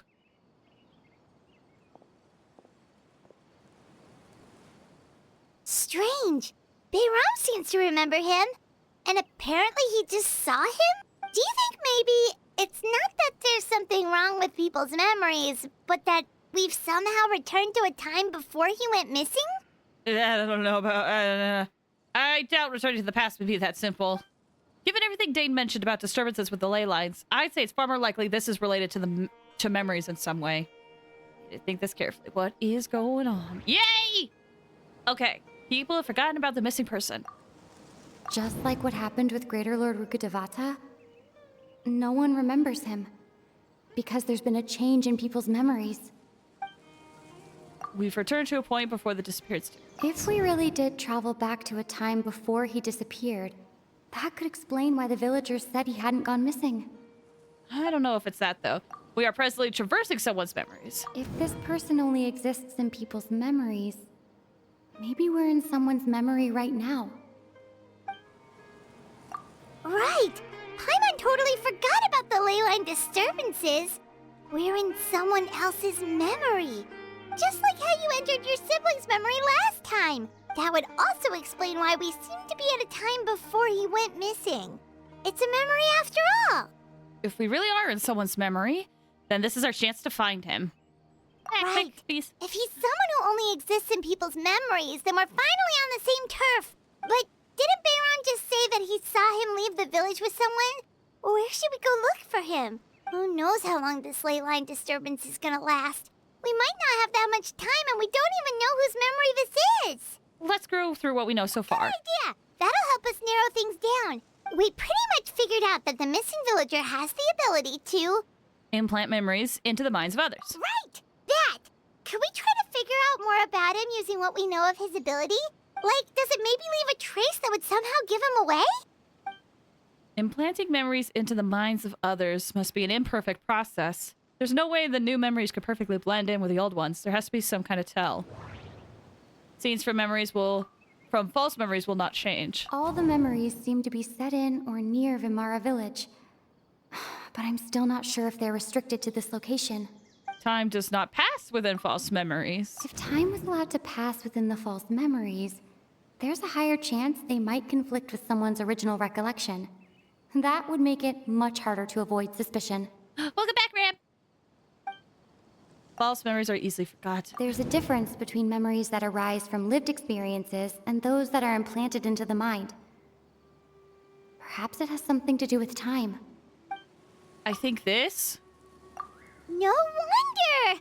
All this time and the sky hasn't changed a bit! That must mean time isn't passing! That's the tell of the fake memories! The implanted memories are basically taking place outside of the regular 24 hours of the day. If the memories included the regular passage of time, it would be easy for people to tell that something was off. Like there could be overlap or something. People might start to wonder why they remember doing two different things at the same time of day. That's why he makes sure the memories take place at a specific moment in time rather than over a period of time. We consider this in junction with what we already know, then the question of whose memory this is seems to have an obvious answer. Atosa Dainsleif! Can I interpret this? Dainsleif had memories implanted into his mind. Could it be that it's happened more than once?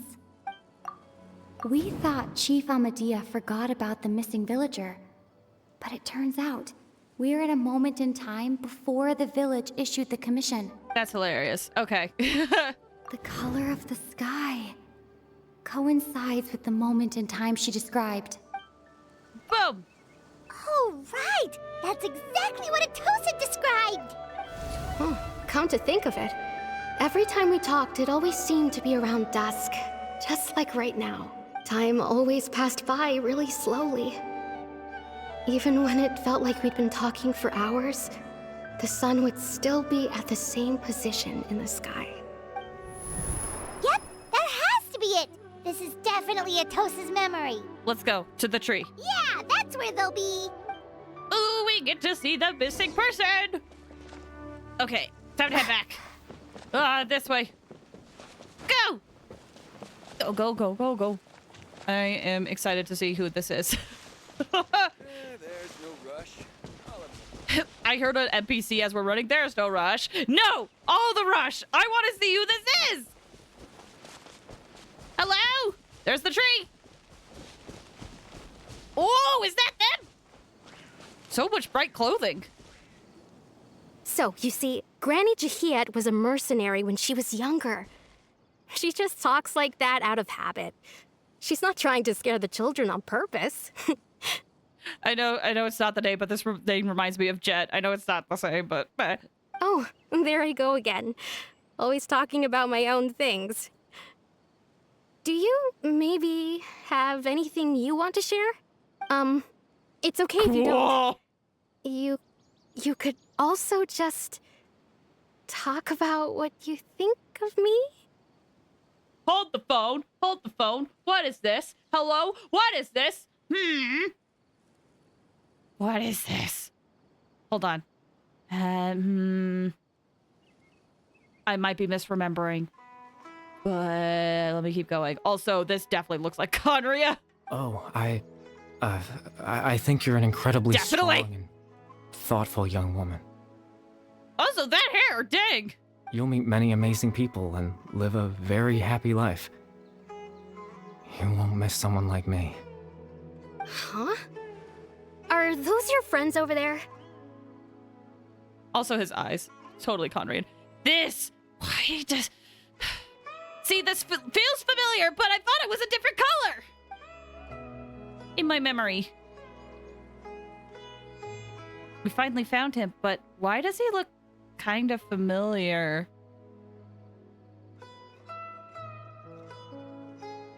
It does, but... Also, the earring? Isn't that child's earring? I have thoughts. Oh, right. This version of Atosa hasn't met us yet. Friends? I guess you could say that. It must have taken them a lot of effort to find me. So, I should see what they need. I'm sorry, Atosa. We'll have to continue this conversation another time. Another time, huh? Yeah, okay. I'll head back to the village then. Talk to you some other time.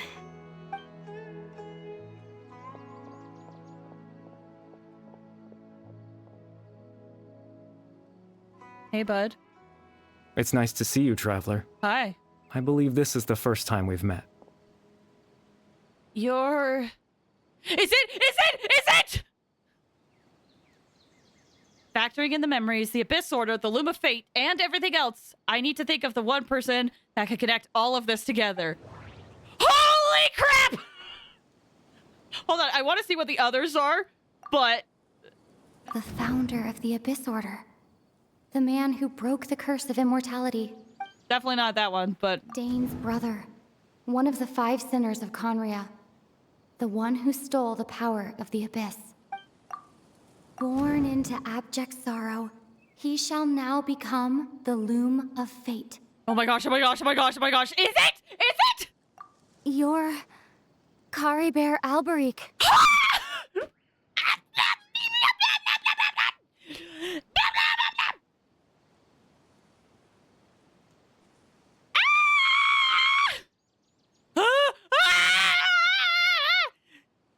Oh. You know me? That's quite the surprise. I don't believe I've met you before.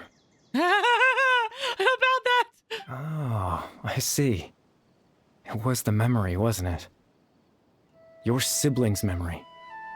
You saw... the me from back then. I did indeed. Thank you for the hydrate. This is Atosa's memory. I came here to say goodbye to her. Oh, I'm sorry, Caribert. But I suppose I'll just leave her a message instead.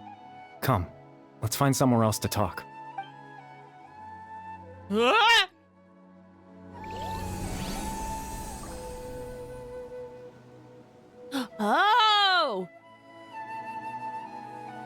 so full disclosure, people have translated that message. I will pull it up later.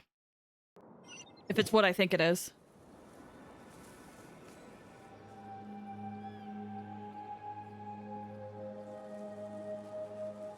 Well, if it's gonna take this long. Nope, never mind. Bye! Whoa!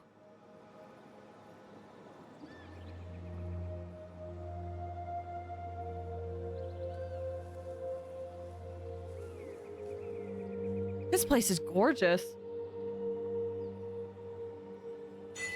Whoa! Okay. I can't use my elemental sight here, it looks like. And I can only walk. Oh, this is so pretty. I wish I could take screenshots in areas like this. Can I? Yes, I can walk on this water! There's been a few areas like that in Fontaine where you can do this. And also Sumeru. One of my favorite areas.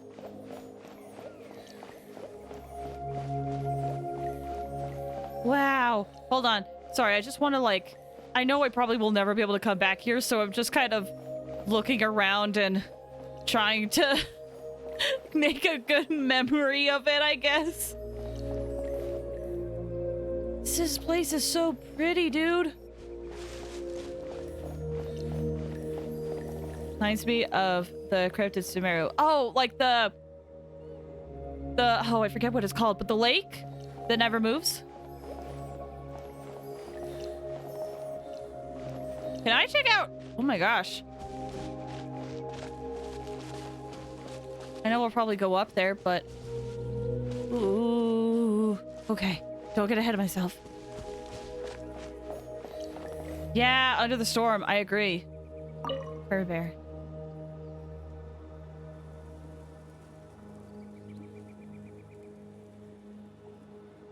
Please tell me you go up there and I didn't just miss out opportunity to go up there. Oh. Oh, I feel bad. I wonder if this is taking a lot of energy from him. But wait! How? He's probably not alive, but I still feel bad. What is this place? I suppose you could call it the realm of my consciousness. I'm someone who no longer exists in the real world after all. As you well know. Yeah, you look quite exhausted. It's nothing. I still have enough strength to play the part of a good host. I've always hoped that I'd get the chance to talk to you like this, and now, the time has finally arrived. This is a rare opportunity for me as well. I should try to learn as much information about Cowrie Bear as I can. What exactly happened to you? What exactly is the Loom of Fate? Shoot! I want to know both! Please! What happened to you? Extreme sorrow and pain. Hope and regret coursing through your veins. And a degree of abyssal power that defies comprehension. Father told me that once I possessed all those elements, I would become the Loom of Fate. But despite his intentions for me, I never truly became the Loom of Fate. I was merely used as a means for its construction. In truth, I died the moment I set everything in motion. The person you see before you now is nothing but a remnant of consciousness left over within the Loom of Fate. Cowrie Bear is dead. That's why he no longer exists outside of people's memories. As for your question, the Loom of Fate is a device capable of weaving ley lines. Weaving ley lines? In its primitive form, it can only be used to create and implant memories. But as more of it is completed, its power becomes stronger and stronger, until finally, it has the power to weave real ley lines of its own. Once fully completed, the moment it gains the power to weave ley lines, it loses the lower level ability to influence memories, but it also becomes a tool that can change the entire world. I was gonna say, what if they use the ley lines to sort of overwrite the current ley lines, which means it might affect Irminsul, which means it's like gonna alter history to what it's truly supposed to be. Maybe? Or maybe it's just want to like control all the ley lines, control people's memories, control the truth? Anyway, I'm thinking, I could get on my little box and preach and theory craft and have my crazy theories. But I'm gonna try to hold back. Okay, what was the source of your ability to implant memories? Yes. Or that was? I have the ability to control the loom in its semi-completed form. I suppose you can think of it as a form of compensation. After all, its existence cost me my life. So the memories that suddenly appeared in Dane's mind were implanted by Kari Bear through the half-finished Loom of Fate. That makes sense, but I'm still lost as to why he went so far as to introduce himself to all the residents of Vimara Village. Why did you implant memories of yourself into the people of Vimara Village? That. I was wrong to implant those memories. I'm sorry I caused so much trouble. Not only for everyone in the village, but for you as well. I just wanted them to feel like I once existed in this world. Oh, no. Oh, no. As if I had a chance at life. Oh, no. Oh. So that's why I would have never guessed. But is there any kind of meaning to this? Does only existing in people's memories really count as living? I know what you must be thinking. Why would I do something so meaningless? But I just couldn't accept it. I had to know what it would be like if I had my own life. What kind of person I would be. What other people would think of me. Chief Ahmadiyya, Baram, Granny Jahiyat, Atosa.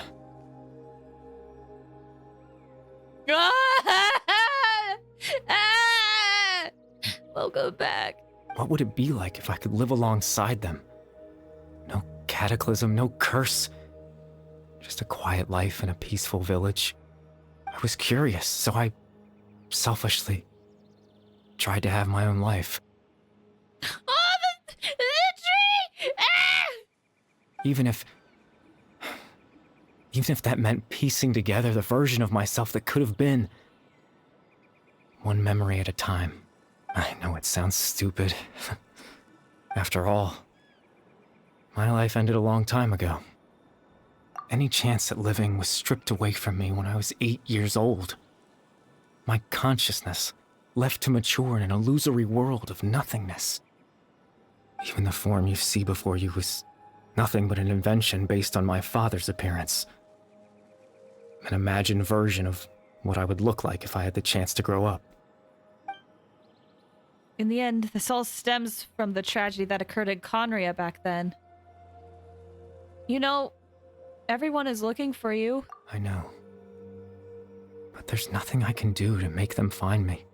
If I could exist in the real world, I would return without a second thought and surprise them with the suddenness of it all. But, well, that's not possible for me. I'm gonna be a mess. Welcome back. As I understand it, even though you only appeared in their memories, your existence was a great comfort to them. They all believed you once you lived among them. I know.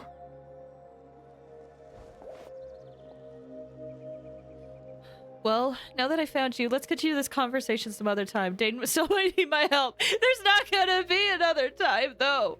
Captain Dainsleif. Twilight Sword, you mean? No need to meet up with him.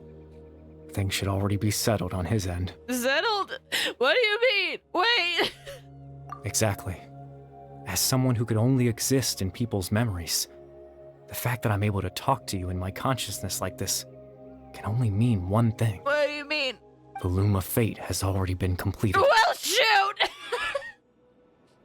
Well, shoot! Oh, no! Or like how the very happy music disappeared. Cool, great.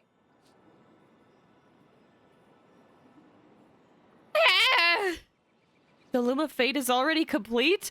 This was such a bombshell. I'm already a mess, dude. That means the eye of the first field tiller must have fallen into the hands of the abyss. Could something have happened to Dane? No need to worry about Captain Dainsleif. He's absolutely fine. The only reason he lost the eye was because I happened to guess exactly what he was planning. This is so twisted! Captain Dainsleif has had the eye inside his body this whole time, hasn't he? What the frick? What do you mean? I need a minute. This is a lot. This is so much right now. What is going on? Okay, several bombshells just happened. One frickin' curry bear wrecked my soul of him just being like, I just wanted to exist, man, and no wonder what that's like. And then the emotional whiplash of like, oh, things have already settled. Yeah, Limb of Fate's complete. That's awesome. By the way, Dainsleif has had the eye inside of him the whole time. I'm like, this is such an emotional whiplash going on. Huh? First I was crying because I was like, oh my gosh, don't. Have you guys ever had that feeling where you're like, man, I just want to feel like I existed in the world? And then it's like, by the way, our plans are coming to fruition. Dainsleif had the eye inside of this whole time.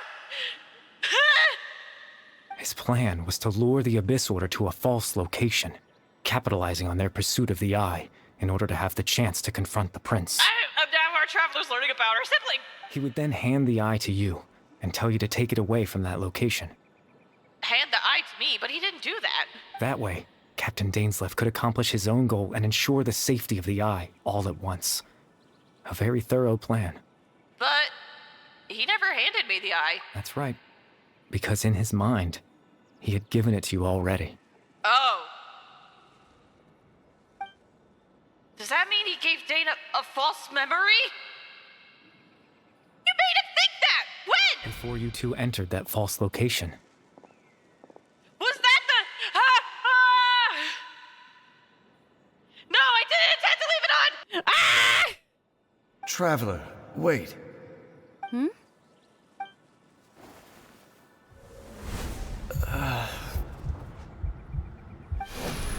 We've no time to lose. Let's head inside.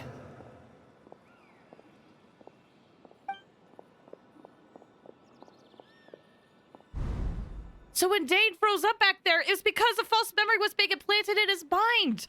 No wonder. You're wrecking through that little bit. I forgot. That's the thing. I forget this. I love it, but I forget it. Someone click that. Get Irma. Ah! Also, thank you for the clip, Quentin. That was when I implanted the memory of him handing you the eye. Oh my gosh. Sir. Sir. Given the tense situation at that time, Captain Dainsleif failed to notice anything out of the ordinary, and took that memory to be real. Dang it, we should have maybe said something. I'm sorry, Traveler, but I needed the Loom of Fate to be completed. And to do that, we had to retrieve the eye. So Dane had the eye this whole time, until the Abyss Order took it away? I'm not sure there's anything we could have done. Okay, well, now that the Loom of Fate is complete, what are you planning on doing with it? I promise I'm not trying to conceal anything from you. But I truly have no idea what the prince is planning. Cool, great. Tevat's ley line system is deeply entrenched in the planet. Creating new ley lines can neither replace nor extend the ones that already exist. Okay, never mind. There goes that theory of replacing it. In the face of everything they could be planning, I fear I'm too insignificant to even get a glimpse of the bigger picture. Which is so unfortunate because, like, you died because of it. In any case, I had my own use for the Loom of Fate, and my goal, at least, has been achieved. Your goal? You remember my father, don't you? Yeah. Clotar Alberic. I believe you saw him in your sibling's memory. Yeah, the voice actor was really great and is now Boot Hill in Honkai Star Rail. After he used the power of the Abyss to restore consciousness to my Hilichurl form. It was that color! I'm crazy. I suffered from an indescribable level of mental anguish. To comfort me, my father told me a story.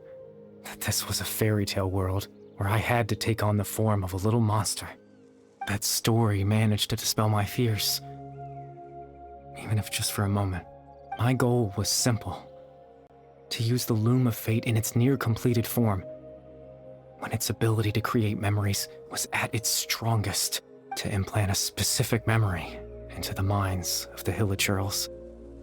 To calm them down? I hope that's it. I'm scared now. In that memory, I would tell them a story.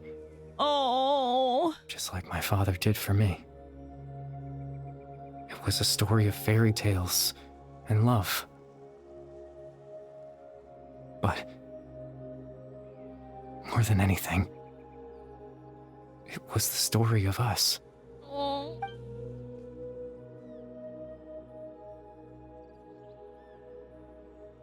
So the thing that caused the Hilichurls to calm down back then was Kari Bear's story. So that was his goal. That was the only thing he wanted. He had a device as powerful as the Loom of Fate at his disposal, and all he wanted to do with it was to offer the Hilichurls a moment of comfort and peace. I can't change the world. Not when I lost the very right to exist within it. Implanting those memories, that was the most worthwhile thing I could offer. I think it was very meaningful indeed. All that's left of my existence is a wisp of residual consciousness tied to the Loom of Fate. In truth, that trace of my consciousness should have dissipated long ago. My goal was the one thing that allowed me to hold on all this time. But now, the bedtime story is finished. And it's finally time to rest.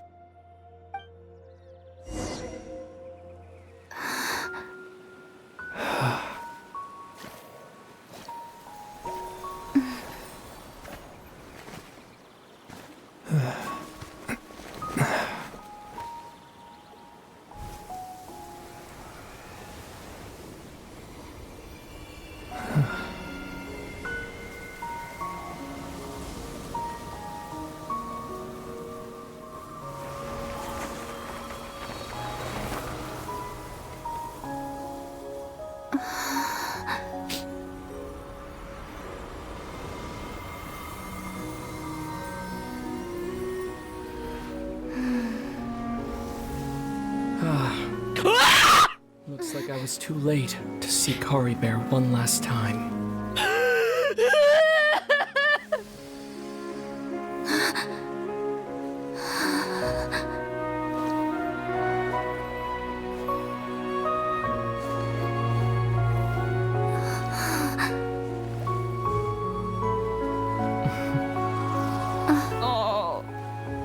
Kari Bear's consciousness is gone, and this space will soon disappear along with it. Neither of us belongs here. That's why we're not tangible. Were that not the case, I'd love to hug you too. Stop it! Stop it! Thank you for that. Well, how about a conversation? Oh my gosh, so buck wild! I thought I wouldn't see you until the end of the game, dude! That's what you told me! That's what you told me! You said we'll meet again at Journey's End! Why the frick are we meeting now? Don't get me wrong, I'm happy, but why the frick? Okay, sure, I guess.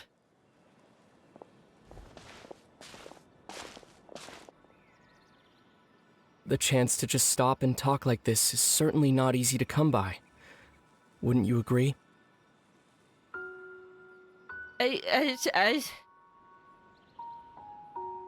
Yeah. That battle earlier was tough. The one against Dane, I mean. I didn't expect that after everything, he would still hesitate to raise his sword against me. Were it not for that, perhaps I'd still be no match for the Twilight Sword. Even after 500 years. What exactly are you planning? What are you gonna do with the Loom of Fate? What are you planning? The Loom of Fate, huh? I still haven't found a way to utilize it to its full potential. But there's still time before the heavenly principles awaken. The heavenly principles are still asleep? Yes. For 500 years now. Ever since the cataclysm in Conria, there's been no sign of activity. Not long ago, you witnessed the Hydro Archon destroy her divine throne. Yes, such a flagrant disregard for the rules. And still Celestia took no action. I suppose that's proof enough of the Heavenly Principles situation. But I thought it was a loophole and they managed to get away with it. Maybe it wasn't. However, the Heavenly Principles will awaken. We just don't know when that will be, or what might trigger it. You really hate the Heavenly Principles, don't you? You could say that. Just look at Kari Bear. He was so pure and single-minded. The space we now find ourselves is a perfect representation of who he was. Quiet and peaceful, even as a hilly churl. Seeing the terrible sight within the mirror wasn't enough to taint his spirit. He brought comfort to the people of this world, even though he was denied the very right to be a part of it. So ask yourself this. Who was it that deprived him of that right to exist? Of course, that's only one example. My feelings about the Heavenly Principles are too complicated to explain in just a few words. This shot is just wild. You would only see this in co-op, and now it's here.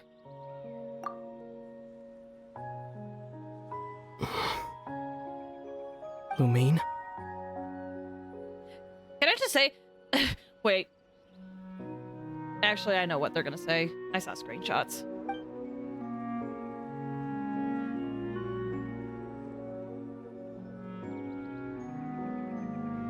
You're the only one in this world who calls me that. This is something I remember I pointed out, or... I pointed out before. I don't know if I pointed out during the actual quest, but during the We Will Be Reunited quest, I thought it was so interesting how the siblings call you Ether and Lumine. They don't call you by your player name. And so that sparked the theory of, I wonder if the player name is like just an alias they give themselves. And then this basically just confirms it. Their real name is Lumine and Ether. There's so much I wanted to ask you. But for some reason, I'm not interested in asking those questions right now. There's just one thing I have to ask. One thing I could never understand. Why? Why can't we continue our journey together? Oh. At the end of my journey, I arrived at a place known as the Sea of Flowers at the end. Oh. Do you remember?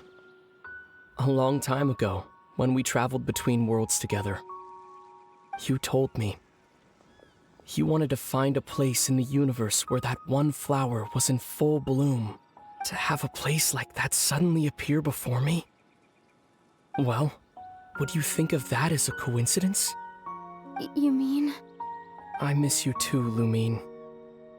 But as this war continues to rage, and as I continue to seek that final answer, I don't even know how to face myself sometimes. Let alone my own sister.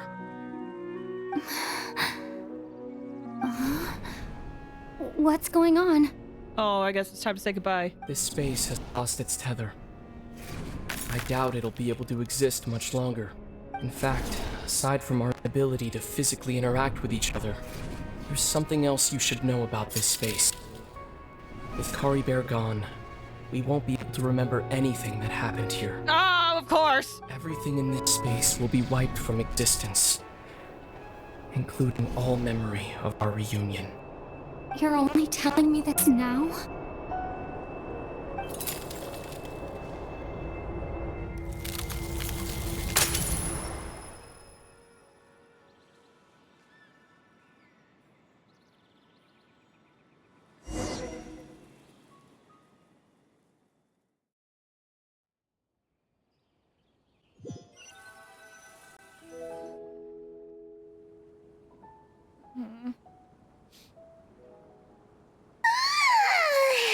Still so sleepy. Paimon's head feels all fuzzy. Okay, I have thoughts. I know we're in the middle of cutscene, but I have thoughts. Also, welcome, Jill. How you doing? I hope you're doing well. Okay. So Fairytale, which means Paimon doesn't even know our true name. Yes! No one in Tefet knows our real name. Other than Dainsliff, who heard our sibling call us by that name. Well, actually, Paimon was there when our sibling called us by that name, but she's never questioned it. Anyway, I was wondering why that was the case. Yeah, it's been a long-standing theory, and it's one that I personally have believed, and then here it was, like, confirmed. And it's interesting. Like I said, I saw screenshots. A lot of people were like, oh my gosh, it's confirmed! It was real! And I was like, I thought it was fairly obvious, but apparently it's a bigger deal than I had thought. Celestia. Yeah, Celestia's always been so fascinating. I love the investigation into Celestia, learning about Celestia, the fact that the first Descender might be the Heavenly Principles and establish Celestia. It's all fascinating. Oh gosh, you could hear that, sorry. Sucks that Lumin can't remember anything about the conversation, which I guess kind of circumvents the thing of... That was my biggest thing when I saw the trailers for this, is I was like, wait, we're meeting our sibling, but our sibling said we wouldn't meet until we reach our journey's end. So I was interested to see how they would play it, and it kind of like, it makes sense. I will admit, like, I'm just a baby amount disappointed by that interaction. But I also get it. I think it's also important, especially because, like, people have been, like, feral about this interaction, and people have been wanting it, so it kind of makes sense. But I'm a little just baby disappointed, but I still loved it. Don't get me wrong, still loved it. I think it was really good for us to have that moment of the siblings to reconnect. I think it's gonna be important for us later. Definitely it's gonna be important for us later to just kind of have that moment. We need that reminder of how close they were, and I feel like that reminder is going to be important for what's going to come. So I can't be too mad about it. I think it's intentional. Kiana better have an explanation for us. Other thing I wanted to mention. So Aether mentioned his journey ended, I forget the exact name, but it was something with the Sea of Flowers. I remember in the Teyvat preview trailer, I think Dainsliff mentioned a Sea of Flowers of sorts. And it was like at the end of the trailer, I think, if memory serves. So that's why I went, oh, because I realized it's referring to like that final chapter that we'll get. Yeah. But again, I can't remember the name, and words are hard for me. They always get so jumbled up in my head, but yes. Yeah. That one. Okay. Now that my thoughts have been expelled, let's continue. Oh, Paimon woke up a little earlier than you, so Paimon will fill you in. The villagers said that they saw us sleeping near the village yesterday. They couldn't wake us up no matter how hard they tried, so they decided to just bring us back here. Oh, and Dane came by just now. It looked like he was injured. Mm-hmm. He didn't say anything, though. Just made sure that you were all right and left. Kinda seemed like he had a lot on his mind, but that's Dane for ya. Yeah, he's probably really mad at himself. I'm having trouble thinking straight right now. Let's think for a second. We were in that memory, and we saw that guy you called Curry Bear. He was the missing villager that we've been trying to find, right? And after that, Paimon doesn't remember what happened. Curry Bear and I talked for a while. He told me about the Loom of Fate. Wait, really? What a score! So I guess we know about the Loom of Fate, but we don't remember anything with our sibling. I guess our commission is complete then. The missing villager, the person who only exists in people's memories, was Curry Bear all along. Oh, excuse me. Now that he's gone, I'm not sure how to explain things to the villagers. Well, what happened after that? After that... I can't seem to remember. The player will remember. Yeah, I think they put this... I mean, I'm looking at this from, like, a more, like, overall story perspective, but I think they intentionally put that scene in there for the player. For the player experience itself, not necessarily for the characters. Maybe for Ether side of things, but yeah. Maybe I'm just tired. I feel like something else happened, but why can't I remember? Unless it's something changes in the quest. Not sure why, but it almost feels like I lost something. This too. This could also important. Ah, there you are. Sleep well? Bayram, you sure seem happy. Did something good happen? Something good? Huh. Wasn't anything good or bad, I'd say. It's just that, well, the village organized another search party yesterday. It didn't feel right to leave all the searching to the adventurers. So there we were, searching away, when suddenly this one guy said it all came back to him. According to him, one day around dusk, he was passing by this one tree outside the village, and he saw our missing villager. There he was, sleeping under that tree all by himself. His parents came a little later to wake him up, and they all left together. They looked like quite a happy family, apparently. Oh, did he implant memories so that the villagers didn't have to worry about him? And after that, well, we all started to feel like that really is what happened.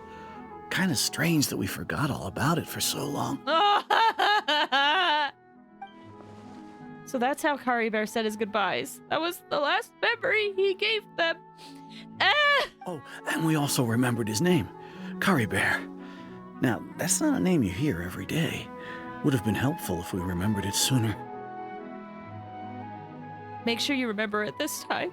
Well, I hope he's happy wherever he is. We're all relieved now that we know what happened. Yeah! Seems like everyone thinks Kari Bear left the village. That's probably for the best. At least they have some sort of explanation now. Kari Bear is gone. The Loom of Fate is now complete, and no one else will try to change the villagers' memories. Paimon wonders how Atosa's doing. Maybe we should go check on her. If she hasn't remembered like everyone else, we can tell her what happened. Paimon didn't see her in the village just now, so she's probably at the tree. Come on, let's go talk to her. That reminds me. Oh my gosh. That reminds me. I mentioned that there was like a letter and people have been translating that letter.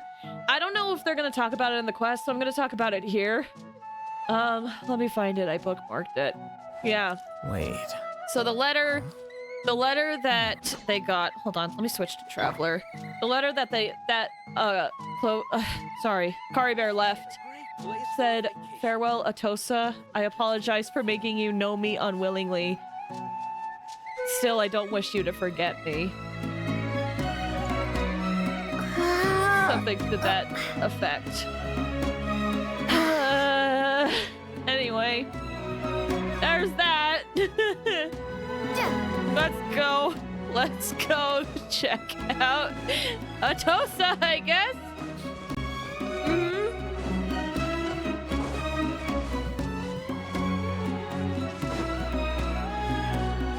Okay. Over here we go. There she is.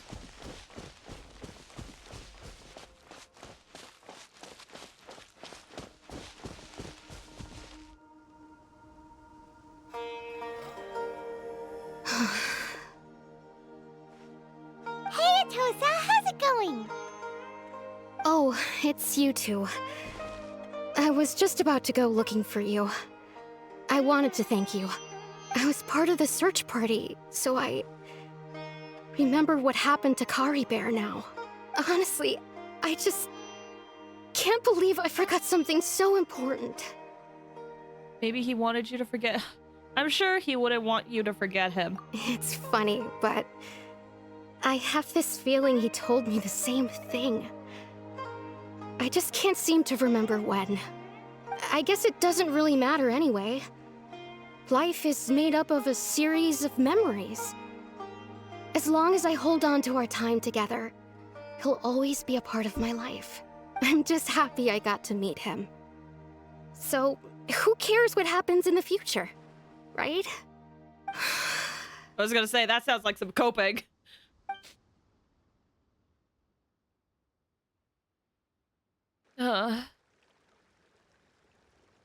Okay, I'll admit.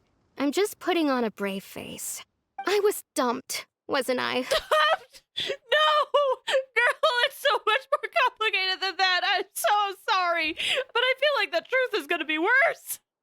Otherwise, why would he just leave like that without saying goodbye? I'm sure he had his reasons.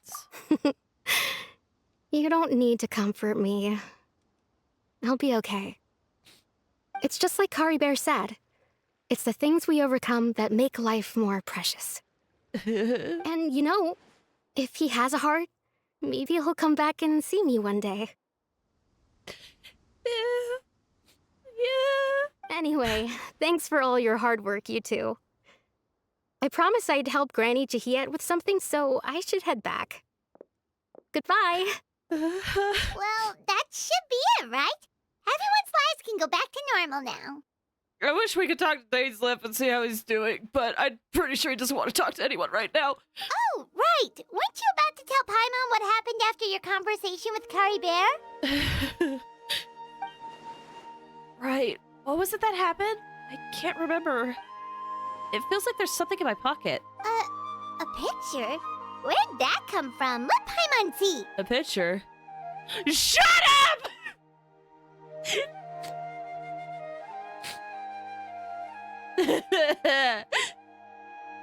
You must get along with each other, the two of you. So there's proof? There's proof they met! Oh! Wait! I want to see what it says. A precious group photo that has surpassed the rules somehow, being taken by some unknown person using unknown means in a space that should no longer exist. So there's proof. Even though Lumine doesn't remember.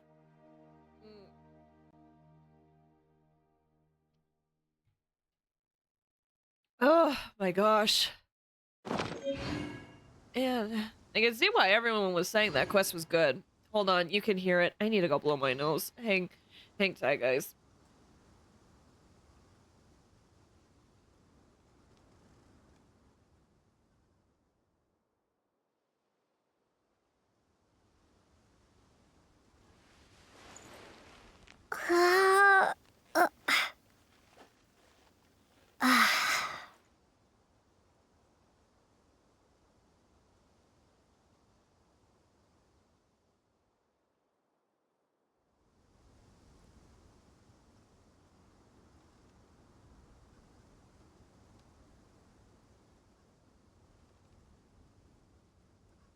Okay, I'm back. Climb the tree. Oh, that's right! That's right, I forgot. This is the other thing that I know about. I've been pointing it out this whole time because, once again, I saw people talking about it. I tried to avoid as many spoilers as I could, but if you get up on the tree, the dolls are still there of Kari Bear and Tosa. Oh. Oh, wow. What a good quest. Dainsleif's injured, lost the Loom of Fate, somehow had it inside him this whole time. Not sure exactly what that means. Imagine after Natlan we come back to Sumeru and we're like, so you've been recovering this whole time, have you? Man. But yeah, there's at least some proof that he exists. There's some proof he still existed. Dainsleif is off to go buy milk once again. Yep. See you in your year, Dane. Nice knowing you. He ate it. That's what I was thinking. He freaking ate the eye, but it's so massive. How did he? How? But also, why? But also, it makes sense. But also, how? I don't know, man. Anyway, hold on.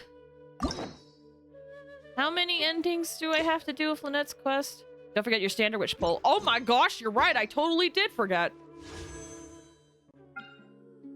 You like us?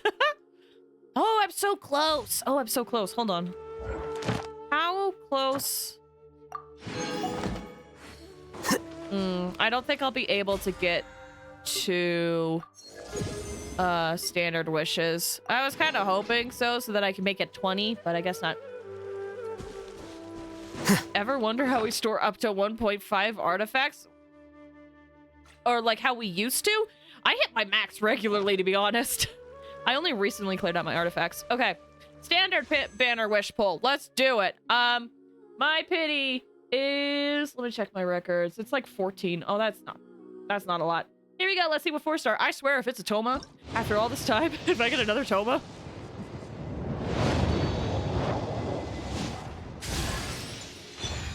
Oh! A Yunjin. Okay.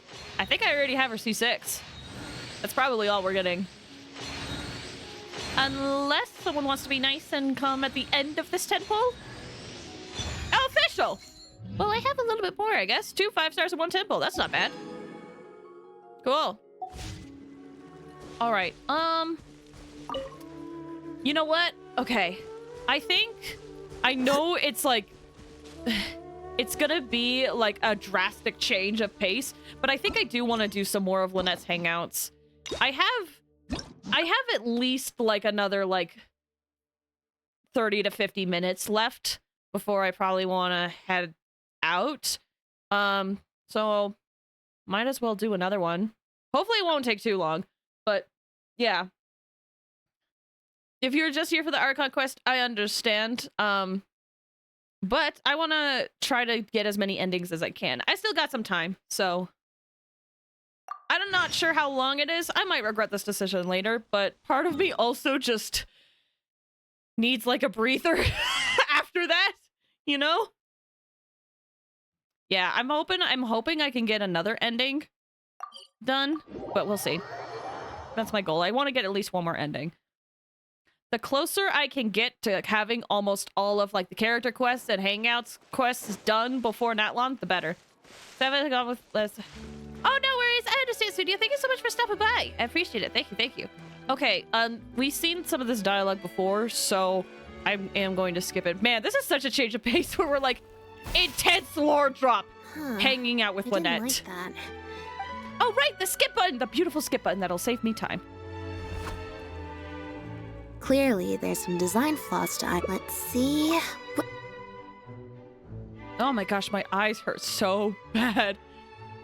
I think you should go back to the drinks reception. Oh, right, that was the alternative. Back to the drinks reception. Yeah, she was at a party and that was their celebration. That's right, I remember. Clearly you don't want to go. You could just... Nope, I said it was your decision. I'm not gonna waste any more energy dragging my feet. Besides, the drinks reception is technically part of the job as an official publicity event. So, if I bail on it... You'll feel guilty inside? I might get sued for breach of contract, and that would be a huge pain in the butt. One other thing. Do you want to come with me? If you're free, I mean. Sure! Don't mind my red eyes because I've been crying so much, but you'll have a friend. Mm-hmm. Thanks. Wish they let us skip the commission dialogue? Which commission dialogue?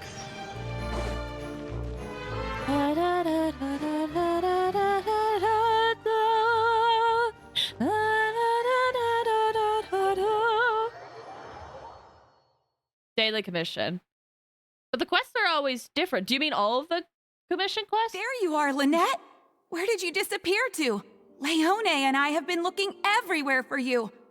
Wait, where did you get the cat? Oh, we brought Bonnie!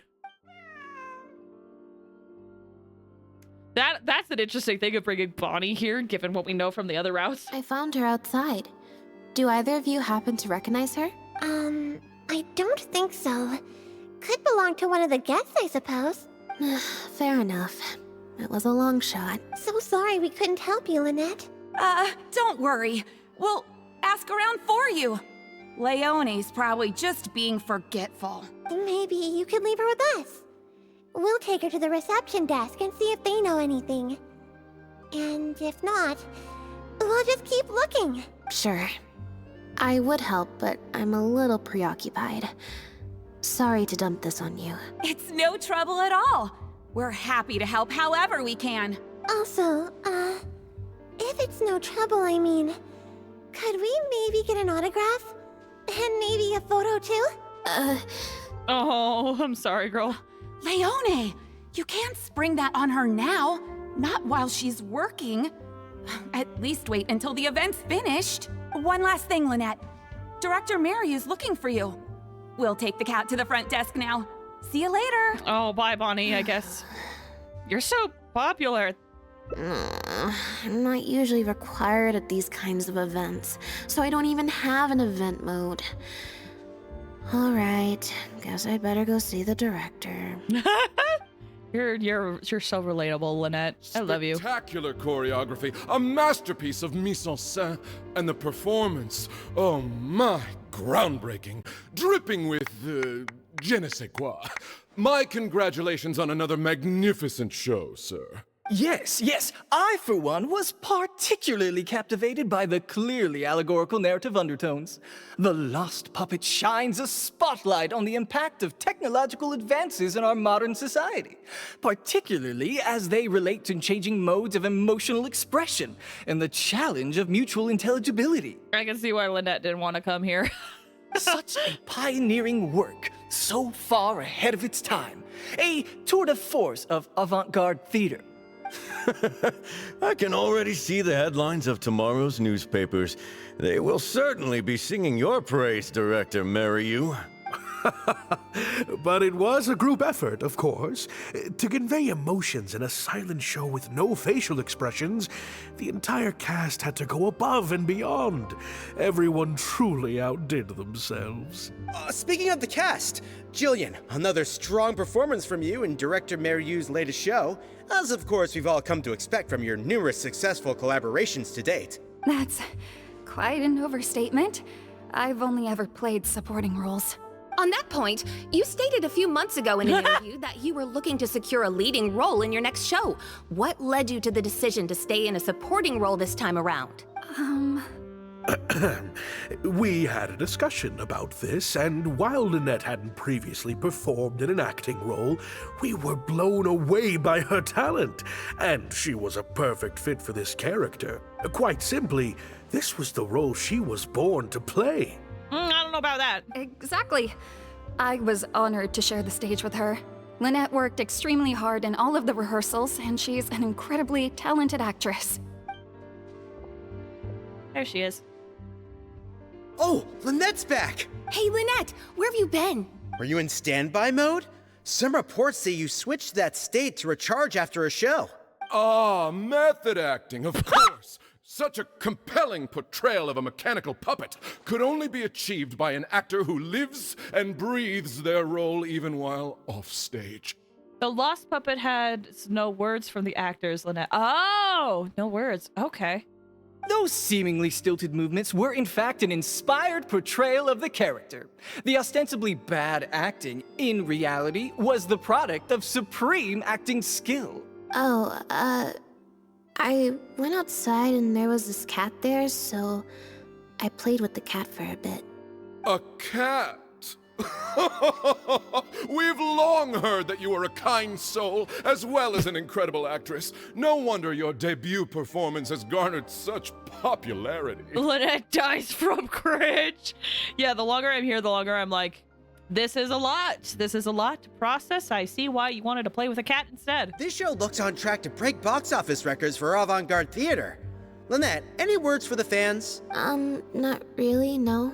I believe Lynette is trying to say that the act of performance itself is the actor's true means of connecting with their fans. That's not what she said at all. Oh, I see. Lynette, any comments? Right, exactly. Okay, never mind. Bring father along. I don't have father. But don't you want the fans to know how you're feeling right now? After the hugely successful opening of your first ever show? That's true. I'm sure the fans would love to learn a bit more about you too. How interesting. Insight. Observe Lynette to see how she's doing. Oh, DC 10. Okay. Eeny, meeny, miny, moe. Woo! Natural 20. I wish I could save that for later, though. Lynette's voice was so deadpan during the interview. She sounded like an auto-reply bot. Hold on. Lynette has only just finished performing. She needs to recharge. Oh, really? I'm so sorry. How rude of me. Huh? Wait, you're the traveler who's been in the news. Did you come to see the show? Wow, are you a fan of Lynette too? Do you have any comments on her first performance?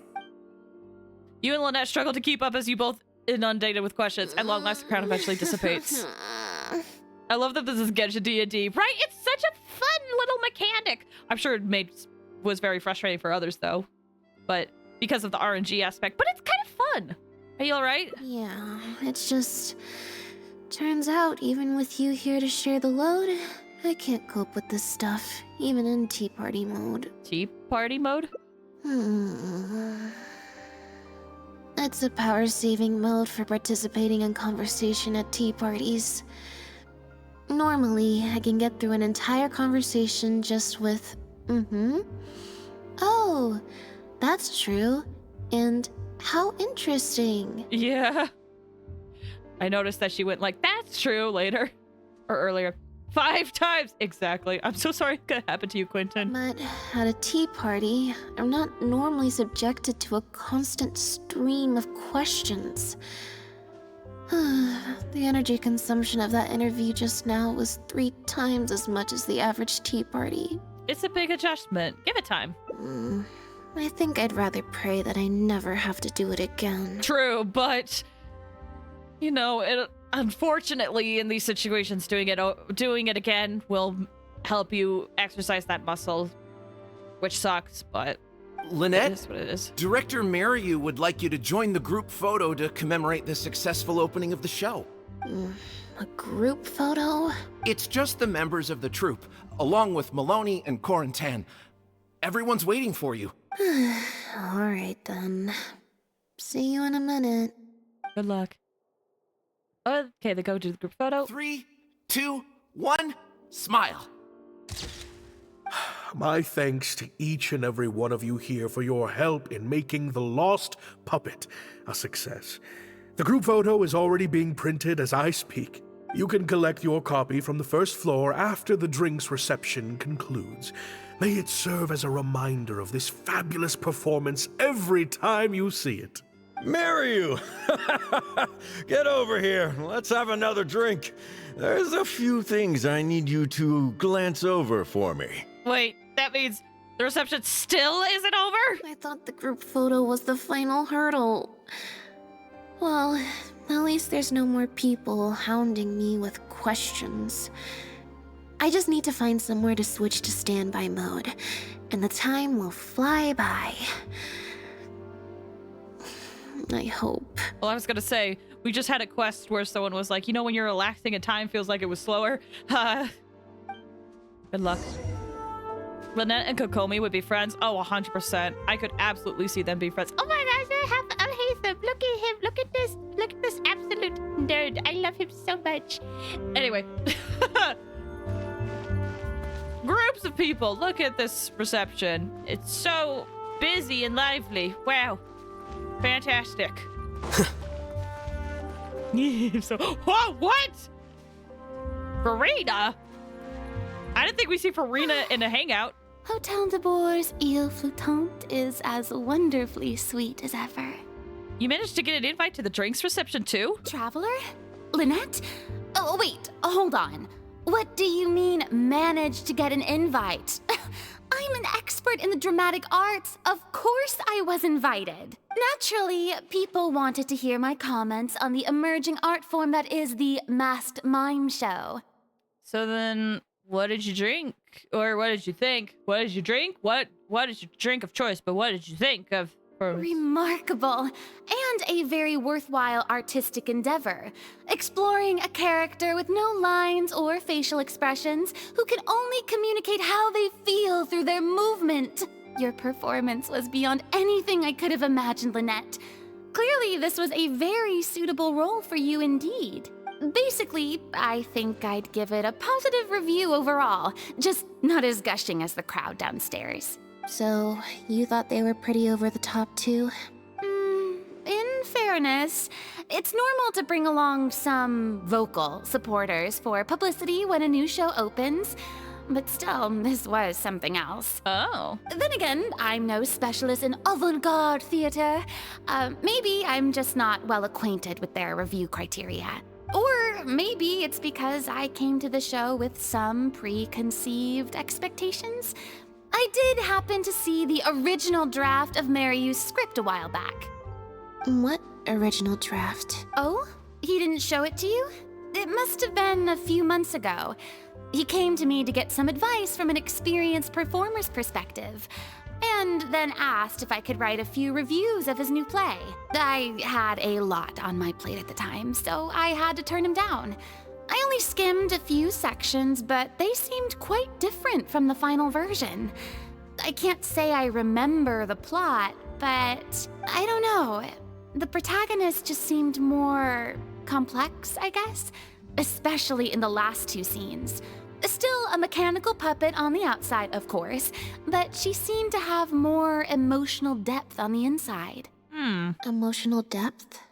Oh, I'm just thinking aloud here. Don't take it to heart. Besides, a script and a play are two very different beasts. There are so many fine details to consider when turning a story into a stage production. More than most people could imagine. So true, though. So true. There was, so I did a lot of theater growing up, and one of the practices we did, like, the longer I did theater, was trying to, sort of direct, and there's so much that goes into it, it's kind of insane. Especially with a novel art form like a masked mime show. I'm sure Mary had his reasons for the changes he made. Change of topic. I see you've escaped the crowds to seek refuge on the second floor. Fame can be overwhelming at first, can't it? Perhaps you'd benefit from hearing about the experiences of a veteran celebrity such as myself. No thanks, I'm good. Pretty sure this will be my first and last time in this situation. Hey, at least let me finish. I have top tips on dealing with belligerent reporters, slipping away to hunt down snacks during the intermission. Tell me everything. Lynette's like, oh, I can slip away, not talk to people, everything. Tell me, I need your knowledge. Also, thanks for the hydrate. First, take a seat, mon ami. We must partake of Hotel de Boer's fine desserts as we talk, lest they go to waste.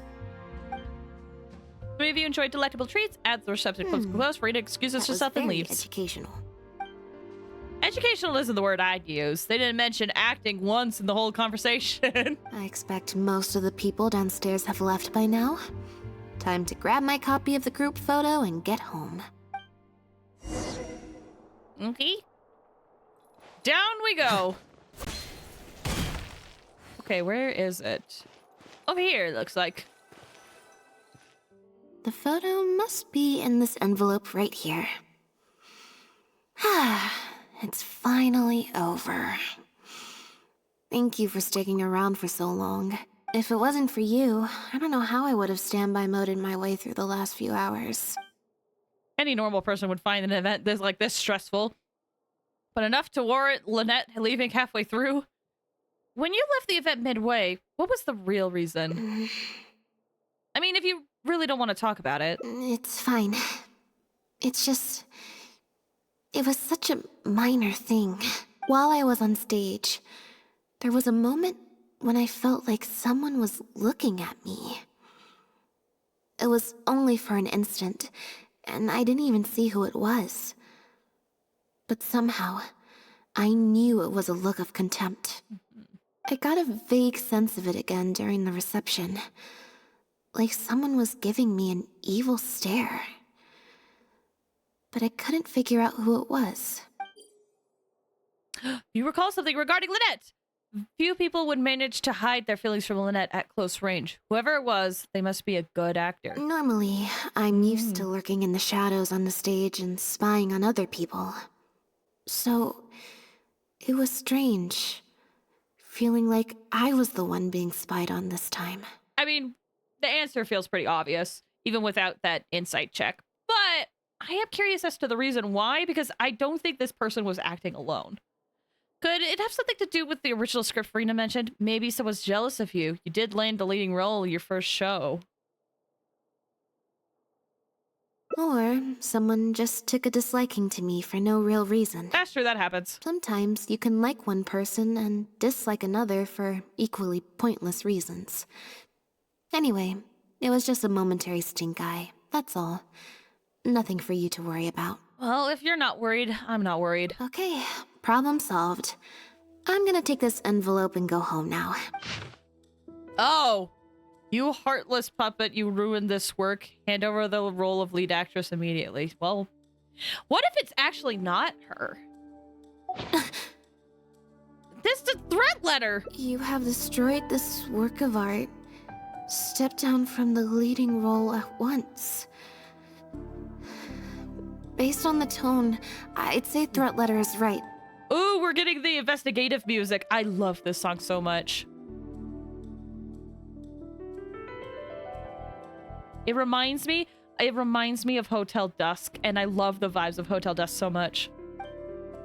This is far more serious than a momentary stink eye. We need to get to the bottom of this. See if there's anything in the letter. Think back to what's happening on the first floor while taking some time out. I'm calling father! Listen, Lynette can handle herself. I'm here. I'm capable. I hope. I'm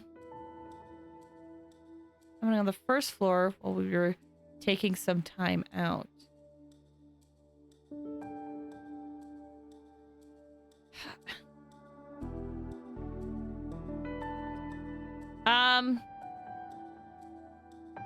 I'll go with the second. No, I want to go. I'll go with the second option. I'm so curious about the letters, see if there's anything weird, but I think the wise thing is to go with the second option. We'll find out. There were a lot of people downstairs at the time. Any one of them could have slipped the letter into the envelope. All the envelopes were left on the table on the first floor, but nobody was tasked with watching them. I could ask reception, but it's unlikely they saw anything. Never mind. Unsealed envelope contained the group photo, the threat letter, and some photographs of Lynette from during the show. This was definitely meant for her. The letter demands that Lynette step down from the leading role, but stopped short of saying what will happen if she doesn't. Neither of us recognize the handwriting. It's messy. Perhaps to cover their tracks? Or maybe this person just has messy handwriting. I don't think we're gonna find any more clues here. Shall we ask Moreau what he makes of "you have destroyed this work of art"? Yes, let's. Whatever destroyed means, it could have something to do with the original script that Farina mentioned. Also, I'm gonna have to ask you to stick around a while longer. That's okay, I'm here. I am seated. I can't believe how well the whole Lynette's debut acting role thing worked out. Even the avant-garde box office is lapping it up. A weird pan going on there, but okay. How could I ever have doubted you? If you hadn't stuck to your guns and kept sending those invitations, this opportunity would have passed us by. I detect something false in your tone. See? I told you. All the time she'd refused in the past were all the more reason to keep inviting her, because it turns into a big talking point. Can you imagine if you'd gone with Jillian? You'd have been lucky to get half the ticket sales you've ended up with. True. Well, Jillian still needs to get a few more productions under her belt.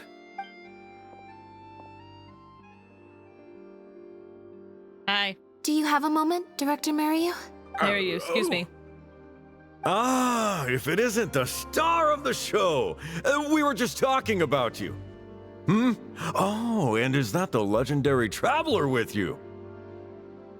I don't know why in this moment we've been referred to Traveler before, but it just reminded me of the scene we got from Lumine and Ether today, where she's like, "You're the only one that calls me that." It just hit a little bit hard right now. I'm guessing you're here to discuss the show with the director? Oh, you're a talented and hardworking actress, Lynette. It's no wonder you're getting such rave reviews. Seems a bit unnatural.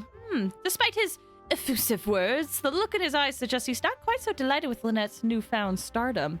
Oh, thanks for the head pat. I'll leave you artists to discuss your work in peace. Mariu, make sure you give your star performer and her friend your full attention. I certainly will. Lynette carries the fortunes of our entire troupe on her shoulders. Who was that? Mr. Maloney.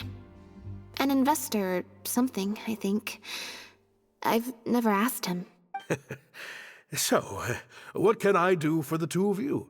I'm afraid I'll have to dash soon as I'm meeting some friends from the newspaper. Otherwise, I'd love to stay longer. We won't take up too much of your time. We heard that the original script for The Lost Puppet was quite different from the final show. I'm kind of curious to know what the protagonist was like in that version. Oh, well, this is a surprise. I didn't think you'd be interested in that sort of thing. It's not uncommon for scripts to undergo major changes as they're being brought to the stage. But I'm afraid there's not much to tell you in this case. The protagonist has stayed the same from the beginning to end. I call bull crap. A mechanical puppet with a bumbling body but a sensitive soul. A stranger in time who doesn't belong. There's no doubt about it. You are the protagonist, and the protagonist is you. The success of one is the success of the other, and that's what made this show an artistic triumph. Sorry, you've lost me. Can you put it in plain words? All right, then. Delving deep in the search of core truths is the job of an artist, after all. You shouldn't give your attention to early drafts of the script, Lynette. All it would do is sow confusion where you already have clarity. The current script is the final version because it is the best version, and your performance best brings that script to life. Why, if it weren't for you, I doubt any audience would give our show the time of day. If everyone is happy with Lynette's performance, then how do you explain this letter? What letter? Oh my goodness! Destroyed this work of art? Really? Well, Director Mariu, any idea who might have written it? No. Who on earth would write such nonsense? We found it in the envelope containing the group photo. Absolutely not. Without Lynette, this show would be over. Everyone's hard work would go to waste. No, there's no way that this is someone from the troupe. I think I didn't read out the other line of dialogue, but it was like, is it someone from production? So that's why he said, absolutely not. That's us at all, mister. I don't like, yeah, I'm a little sus of him. Is there any way Lynette could lie low until this blows over? Yeah, maybe Jillian could fill in for me for a while. What? No way, out of the question. The protagonist has to be played by Lynette. Jillian can't... She's just not what the audience is looking for. His attitude changed. It became a bit strange. Mariu's eyes are darting around and he's lowering his voice. He doesn't want to be heard by her. Ah, I've got it. It's a competitor. Yes, this letter must be from a competitor of ours who's trying to get under Lynette's skin. You can't lie low. That's just what they want you to do. The moment you step back from performing, they'll put their rumor mill into overdrive and drag us through the mud. They're just waiting for their chance to kick us while we're down. A competitor? Really? Definitely. Those lowlifes. Slander and libel are all their specialties. They drown out the truth with a flood of misinformation, and they stop at nothing once they get riled up. You sound very familiar with their methods. Do you have a particular suspect in mind? There's so many of them out there. Fame always seems to attract haters, no matter what you do to try and keep everyone happy. But don't worry, I will get to the bottom of this. Stay strong, Lynette, and keep up the good work on stage. I have to go and meet my friends from the newspapers now, but rest assured, I'll be discussing countermeasures with them. So, a competitor, huh? Do you think that's it? I kinda doubt it. We've dealt with those types before. Usually their goal is to steal our venue for their own show, or to cover up a scandal by planting a story to divert public attention. But at the moment, I don't think anyone's got a reason to do any of that stuff. Let alone pull a stunt like this. A threat letter is quite extreme. Besides, when I felt that evil stare, I'm pretty sure it was coming from somewhere backstage. So that rules out a lot of people. I'm actually more concerned about Mariu. When I mentioned Jillian, his reaction was pretty unusual. So you noticed that too? Especially since Maloney mentioned that the initial plan was to cast Jillian as the lead. Sounds like there was an original protagonist as well as an original script. I should probably go talk to her. Do you know where she lives? Yep. She told me she lives in the Fleuve Sandra. Okay. Fascinating. Oh, hi, sir. Excuse me. Actually, really quick, where are we in terms of progress? I see. Well, I got a few more minutes. We'll see what happens. Yeah, we gotta go to the Flip Sandra. Oh, I can just teleport there. That'll save me time, actually.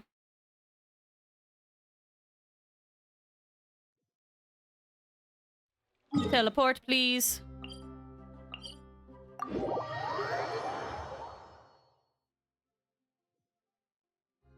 And it looks like up those stairs. Hello! Jillian, are you here? We have something to ask you. Lynette? What are you doing? You're not welcome here. She's not? I've been to the Fleuve Sandra plenty of times before. This is the first I'm hearing about me not being welcome. Things are different around here. You might be used to a crowd of bootlicking morons fawning over you wherever you go, but not down here. We know what you are. Bootlicking morons? She's got a bone to pick with you, I guess. I don't know. I've never met this kid before. Gina, stop that! Go home now! Jillian! No buts. How many times do I have to tell you? That had nothing to do with Lynette. If you don't leave right now, I swear I'll never invite you to one of my shows ever again! Jillian! Just because Lady Farina speaks highly of you, it doesn't mean you're all that! Oh, a few more choice words from Gina. She storms off. I'm so sorry. Gina's always been a strong-willed child. That's why I never let her visit me at work. It's okay. I have younger siblings too, so I get it. She's in her rebellious phase, huh? If you let angsty kids get you riled up, they'll drain all your energy. So don't worry, I won't let it get to me. Well, the situation's a little different in this case, but still, thank you. So, what brings you to the Fleuve Sandra? Can we talk about the original protagonist? We heard about it from Maloney. He said you were originally supposed to play the lead. Maloney, huh? Of course he couldn't keep his mouth shut. I'm sorry. I never mentioned it because Director Mariu was very clear that I mustn't let any of it affect you. Circumstances have changed. Lynette received this letter. What's this? The letter. Oh, I'm looking at it now. You can't see Lynette just there. Oh, she appears surprised. There's panic and doubt. The center thinks that Lynette has destroyed the show. Could it have anything to do with the original script and protagonist? I don't know. Who would do something like this? Don't be scared, Jillian. Just tell us what you know. Okay, I'll try. It's true. I was originally cast as the lead in The Lost Puppet. I've worked with director Mariu many times before, but only in minor roles. The audiences and critics never had much to say about me. Nothing terrible, but nothing amazing either. Thanks for the hydrate, by the way. A few months ago, Mariu started working on a new show, so I plucked up the courage to ask him if I could take the leading role. He was hesitant, but he agreed to let me try for the part. We did a few rehearsals, everything seemed to be going okay, but then... There's been a change of plan, Jillian. The leading role will now be played by Lynette. Lynette? But she always turns these things down, doesn't she? And that's why we cannot afford to waste this opportunity. Jillian, I understand how you must be feeling. But Maloney and myself have to do what's best for the production as a whole. Next time, the lead will be yours. I promise. I was incredibly disappointed at first, but I also know full well that I don't have Lynette's star power. Without Lynette, How could we ever convince people to pay money to go and see a masked mime show? And if the show was a flop with me in the leading role, how would I answer to the director and the rest of the cast? Then, I got to meet you on stage and found that you're really down to earth, in a way that not many celebrities are. You were kind to everyone, and your performance wasn't bad. Whatever disappointment I had left at that point, I certainly wasn't about to take it out on you. By wasn't bad, you mean it wasn't great either. So, I'm guessing Maryu changed the script to simplify the protagonist, make her a dumbed-down version of the mechanical puppet that I could actually play. He did make some changes to the script, yes? Let's see. How do we get our hands on the original draft? Who currently has it? Jaik, one of the other actors. He likes to collect Dr. Maryu's old drafts because he hopes to be a director himself one day. He also lives nearby.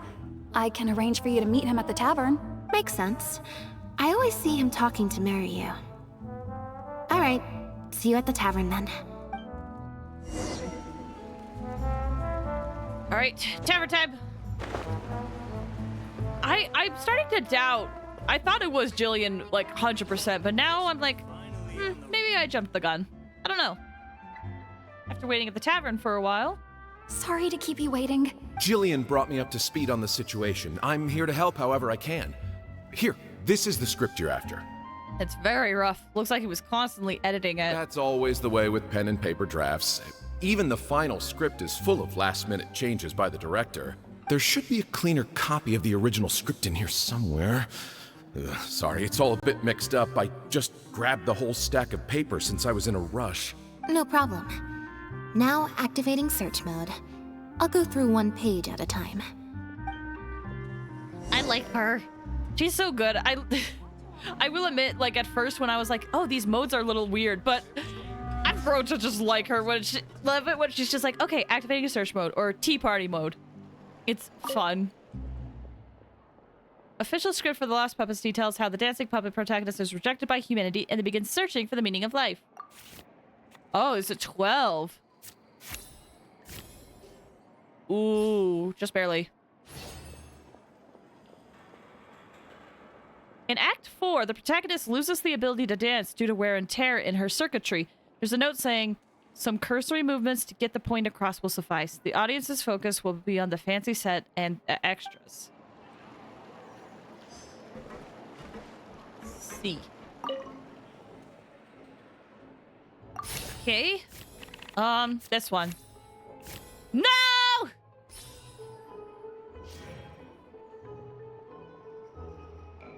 After a quick read through the script, I understand the gist of the story. Curses.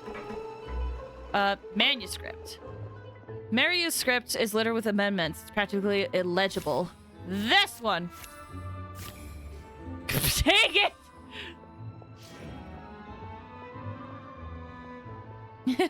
Nope, can't read this at all. Old drafts. Some photographs of the live performances are attached. This one! Oh, this is a 15! Woo! Nice!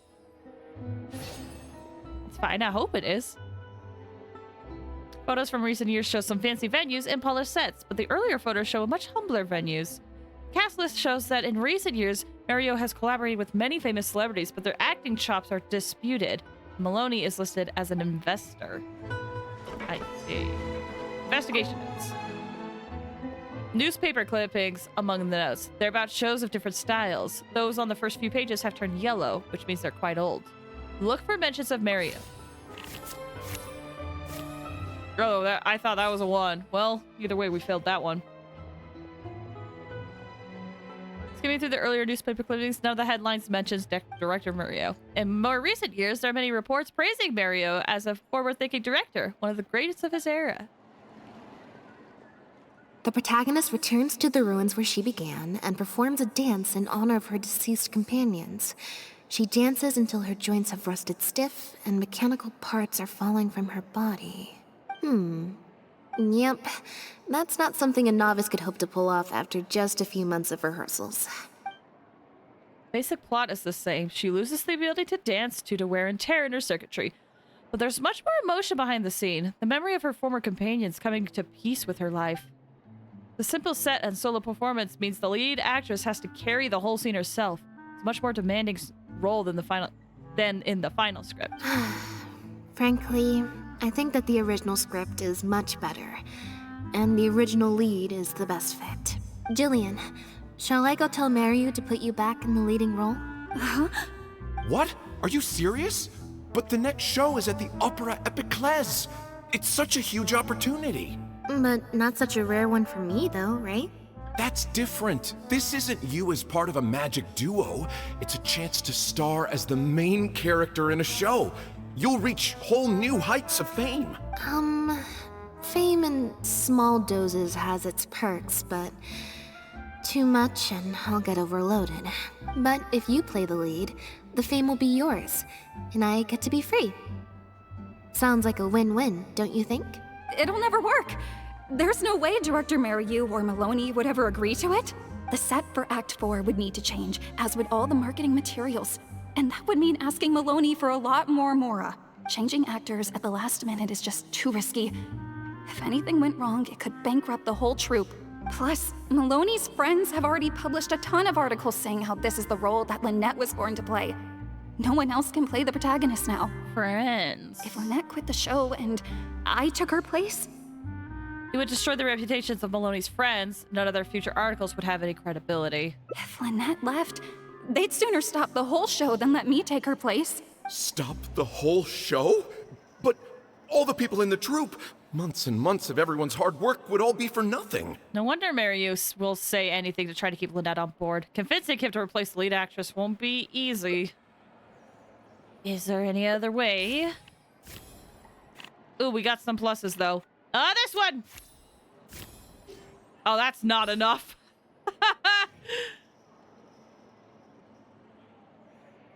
Mario will never back down while he's got Maloney breathing down his neck. He'll never consent to it. Consent, huh? Then, how about we don't ask him? Wait, you don't mean...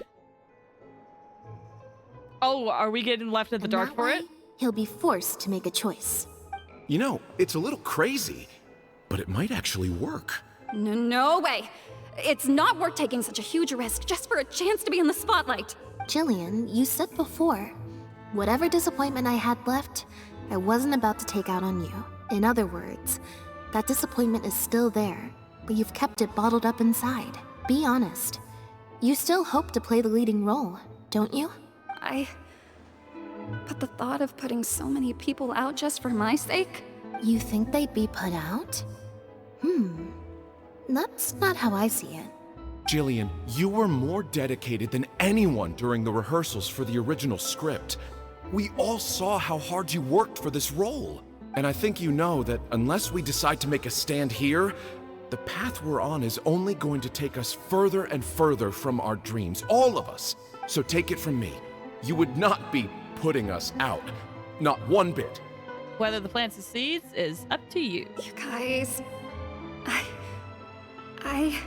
Okay. Let's do it. I will play my part. Yes! I knew you'd come around. All right, I'll let the rest of the troupe know and we'll start preparing immediately. Wonderful. This solves everything. Wait, but what about the threat letter? Do you have any idea who sent it? As long as we stick to the plan, I'll give up the lead role, so it won't matter anymore, right? But surely you want to know who it's from. If they're out there and no one's keeping an eye on them, what if they come looking for you? I doubt they will. It's supposed to be a threat, but they didn't even say what would happen if I don't meet their demands. Plus, the handwriting is kinda childish. Doesn't look like a professional intimidator to me. Who knows? Maybe it was just a fan of yours having a moment. A fan? Of me? Maybe there's someone out there who really appreciates your talent. Even in the supporting roles. Let's see if it could be from one of Jillian's fans. If the audience knows the plan, it will fail. That's true. That means it will succeed. Oh, I failed that! I don't think there's any solid evidence. It's getting late. We should be leaving. So suddenly? Come on. Oh, okay. Lynette grabs your hand and leads you out of the tavern. Oh, you hear a faint sound of sobbing in the corner as you're leaving the tavern? I'm such an idiot. Oh. Sorry for manhandling you. You looked like you were seconds away from figuring out who sent the letter, so I had to act fast. Actually, I have no idea. It was Gina, Jillian's sister. That makes sense. Just because Lady Farina speaks highly of you, it doesn't mean you're all that. I'm so sorry. Gina's always been a strong-willed child. That's why I never let her visit me at work. Farina hasn't released her official review of The Lost Puppet yet, which means Gina disobeyed her sister and secretly came to watch her at work. I guess she must have snuck into the drinks reception and overheard our conversation with Farina. She idolizes Jillian, both as an older sister and an actress. And she watched as the dream role Jillian had been waiting to play for so long got snatched away from her by some amateur who's never acted before. To make matters worse, all the critics were hailing this amateur as a perfect fit for the role. And even Fontaine's former biggest star was praising her abilities. It's too much for her to take. She wrote that letter in a fit of anger. Yeah, and that pretty much sums it up. Are you gonna confront her about it? Like I said, getting angry at angsty teenagers is draining. Besides, if it was my younger brother or sister and they found out I'd been treated unfairly or had an opportunity stolen from me, they'd definitely do something far worse. I can imagine. I was in Jillian's position once. Back when Linny and I were starting out, before we got famous, we just had to take things a day at a time. Doing our shows, slowly trying to build up our reputation, so I can understand Gina's frustration. Still, she could definitely use some pro tips on how to write a threat letter. No wonder she was so hostile towards you. She must have been the one giving you that evil eye stare, right? No, the way she looks at me is indignant, frustrated, but not malicious.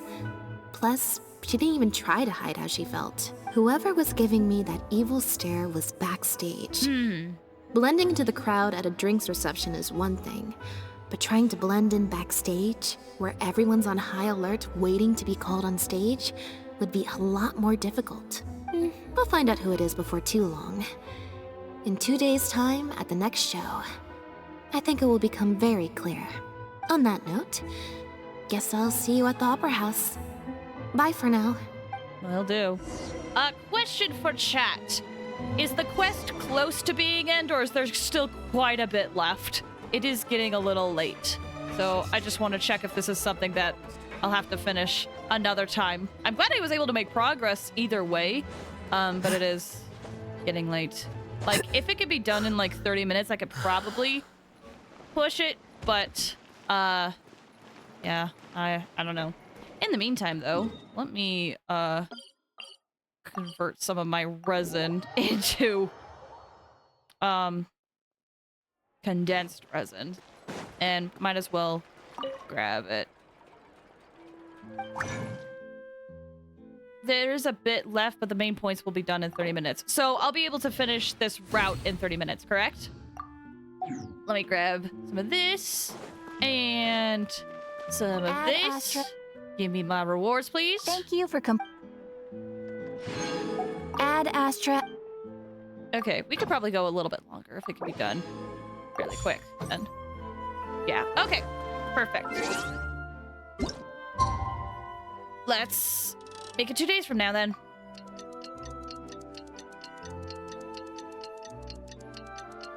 Because if I could get one more ending in, that would be the dream. And then we would only have one more ending of Lynette's. And if we finish, depending on how long Cloren's quest is, then if we finish Cloren's quest, we could only do one more ending in Lynette's. And, call it good, I think. Okay.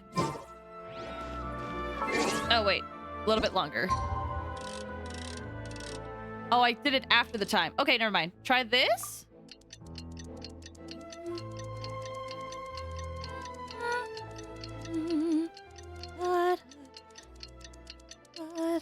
Hopefully this will be the right time. I love seeing all the shadows move, by the way, when it comes to, like, time changing.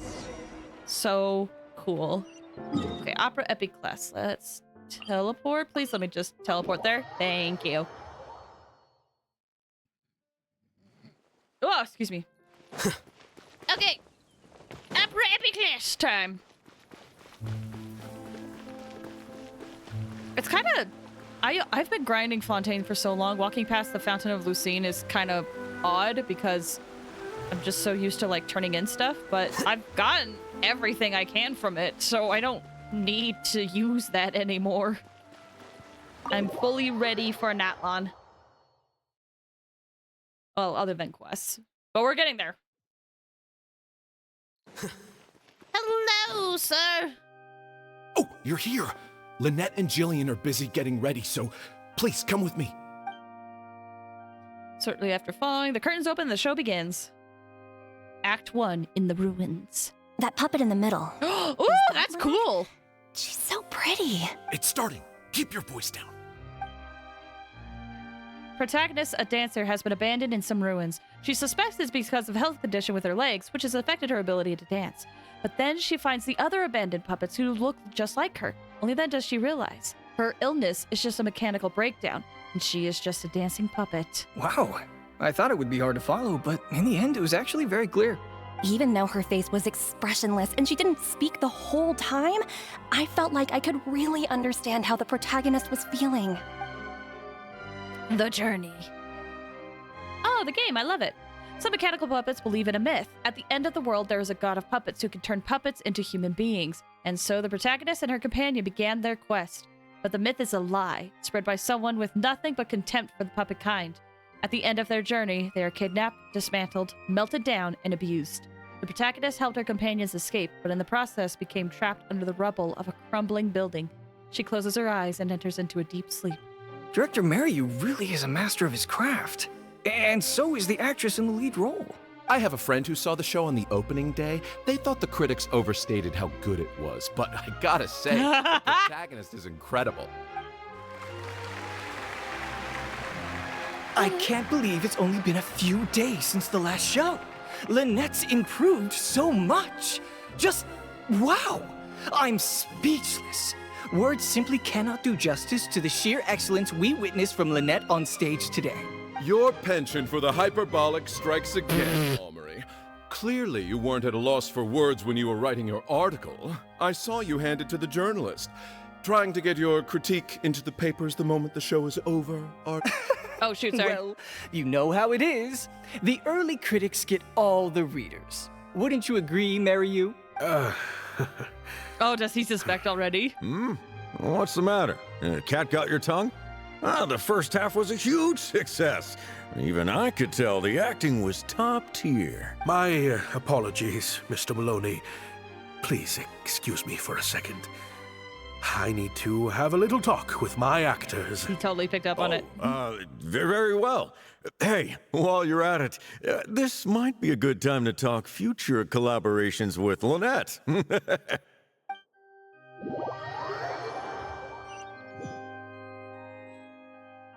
Are you guys sure this is gonna work? What if Director Mariu pushes back? We're already halfway there. We can't back out now. All we need to do is stick to the plan. What is this plan that you're so intent on hiding from me, Director Mariu! Oh, hi. I thought you were talking to Maloney and the critics. Korantan and Armory have both finished their articles. I went to greet them as a mere formality, but you seem to have availed yourselves of my absence during the first half to defy me. What have you done? Was that really Lynette playing the lead role? Well done, director. You saw through it. Ta-da! Mario hears Lynette's voice behind him. Beside her is the protagonist, but without her costume and mask. Director Mariu, I was the one playing the lead role just now. I switched costumes and masks with Jillian so that I could be the protagonist's companion and stay out of the limelight. Lynette, why on earth would you do this? You know my acting is amateur. The only reason I'm being seen as a pro, let alone a pioneer, is because you have critics supporting the show. But right now, there's a whole audience out there, and you have no hope of paying them all off. If they'd seen me in the leading role during the first half, they wouldn't be expecting anything more. But what happens now that they've seen Jillian in the role? If you force me to play the lead in the second half, they'll be wondering, why is the actress suddenly giving such an underwhelming performance right at the climax of the whole story? Were the critics wrong? Is it because she's not a good enough actress to play the role? Or is the director not all he's cracked up to be? These are just some of the questions that will be on everyone's minds during the second half. Maybe I shouldn't have said that. I think I insulted Lynette. Questions will follow them out the doors of the theater after the show ends. Do you think the critics will still have any credibility then? There's only one way for you to save your reputation, and that's to keep Jillian as the lead all the way to the end. Absolutely not. I'd sooner announce that we're having technical difficulties and need to stop the show.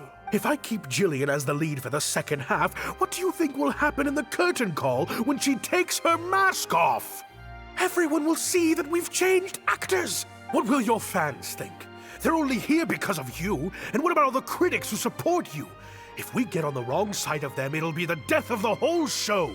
There'd be tickets to refund, fines to pay for breach of contract. The whole troupe's hard work would go down the drain.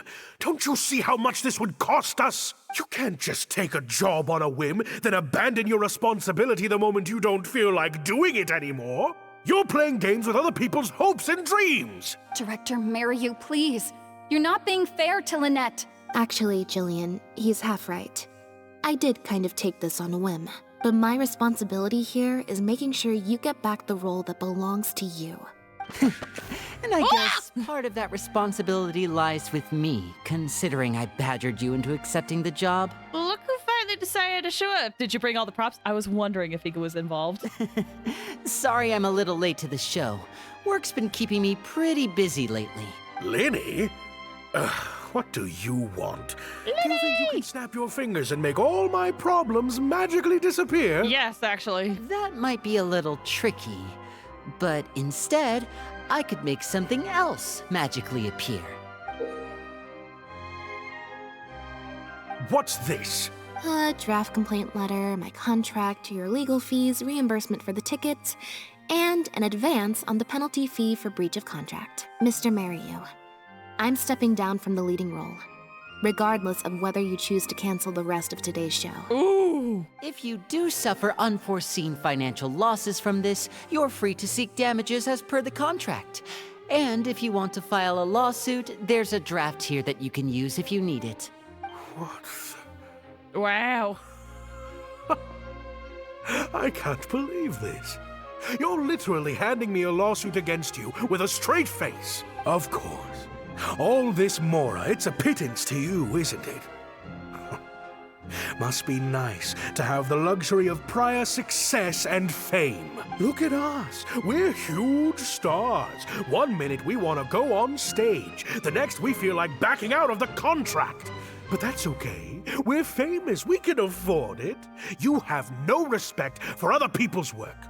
You're treating other people's hopes and dreams like a big joke. You don't give a hoot how much this show means to other people. You don't even care that the whole production might have to shut down because of you. It's interesting because they actually do care a lot, and that's why they're doing it. I do care.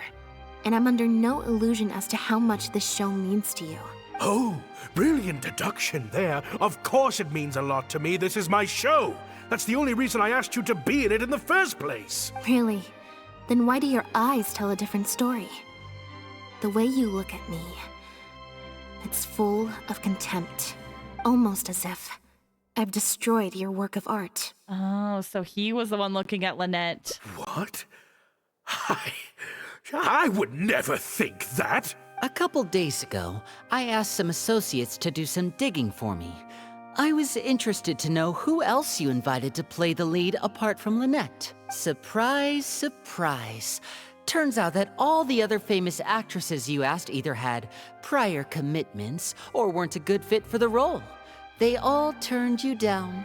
And I would have turned you down too, if not for an unlikely set of coincidences. You didn't send those invitations because you were looking for a better actress than Jillian, but because your investor wanted a big name in your show, right? Director Mariu. It's clear as day that Jillian is an outstanding actress. But fame was the key factor, and that was the one thing she didn't have. To get Maloney on your side, you chose to make Jillian the understudy, and then look for an opportunity for her to take the lead. But then, Lynette actually accepted your invitation, and her acting debut was sure to attract attention. I bet you were torn at first, weren't you? Do you stick to the tried and tested formula? Choose Lynette, use her celebrity to get the critics on your side so that you and your investors can line your pockets? Or do you choose Jillian, so that you and your longtime collaborator can stage the show of your dreams? The original, unedited version of The Lost Puppet. Whether you did it because of pressure from your investors or because you were lured in by the money, ultimately you betrayed yourself by choosing Lynette. Oh, I didn't. I didn't betray myself. You sure about that? You mentioned prior success and fame earlier, but you're a well-known director yourself, with countless works to your name.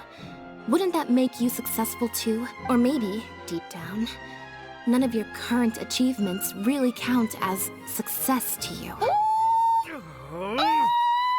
Right now, you have an opportunity to send Jillian onto that stage and perform the second half as you always imagined it, faithful to your original script. Your work would be displayed for all of Fontaine to see in its true, perfect form. Did you say perfect? Will you keep pursuing a kind of success that you didn't even value at the cost of your own artistic integrity? Or will you act now before Maloney and the critics can protest and make your dream come true on the stage? And Jillian's dream. In fact, the dreams of the whole troupe. The whole troupe? Director Mariyu? Actually, most of the money Linny brought came from us.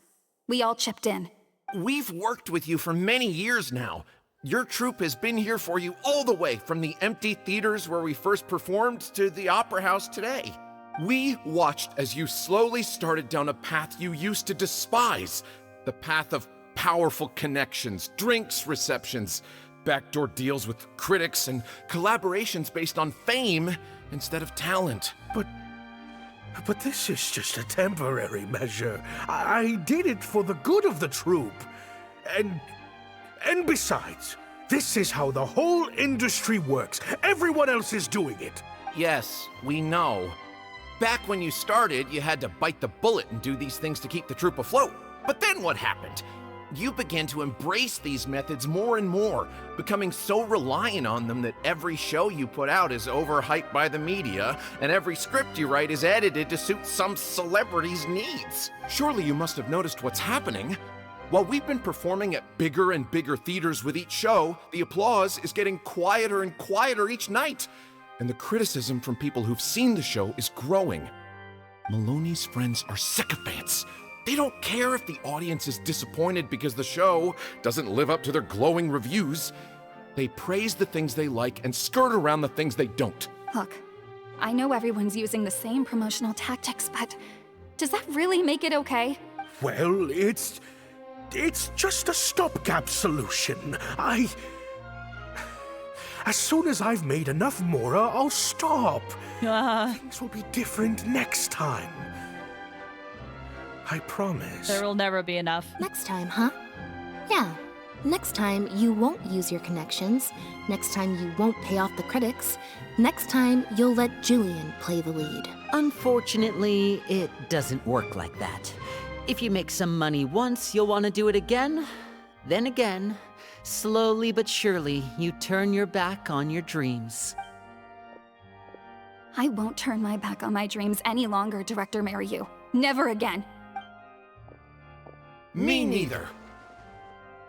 Ooh, persuasion! Today's the day. It's time to live your dreams. Oh, wow. So much. Please let this be good.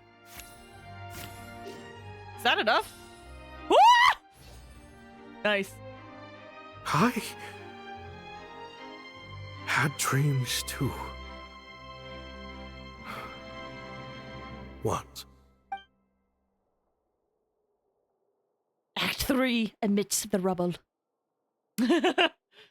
An unknown period of time elapsed before the group of mechanical puppets finally cleared the rubble, freed the protagonist, and reactivated her.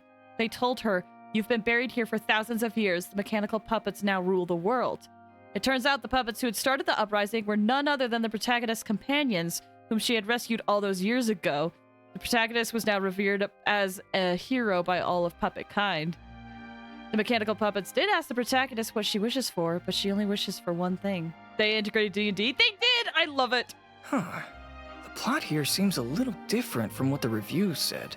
The protagonist wanted to return to the stage, so the puppets replaced all her parts with the latest ones available, built her a grand opera house, and summoned a huge audience. And in the end, she forgot herself amidst the applause and cheers of her fellow puppets. Hey, no spoilers! Huh? Wait, hang on, that's not even what's happening. The set has changed back to the one from the first act. Oh, Archons, please let this work out. No need to be so nervous, Director Mariu. We only told you Lynette would be quitting the show to get you to make a decision. We wanted you to believe that this show would have to end after today, no matter what you decided. But in truth, I believe that if we choose our words carefully, there's no reason we can't get Maloney to come around and keep the show going.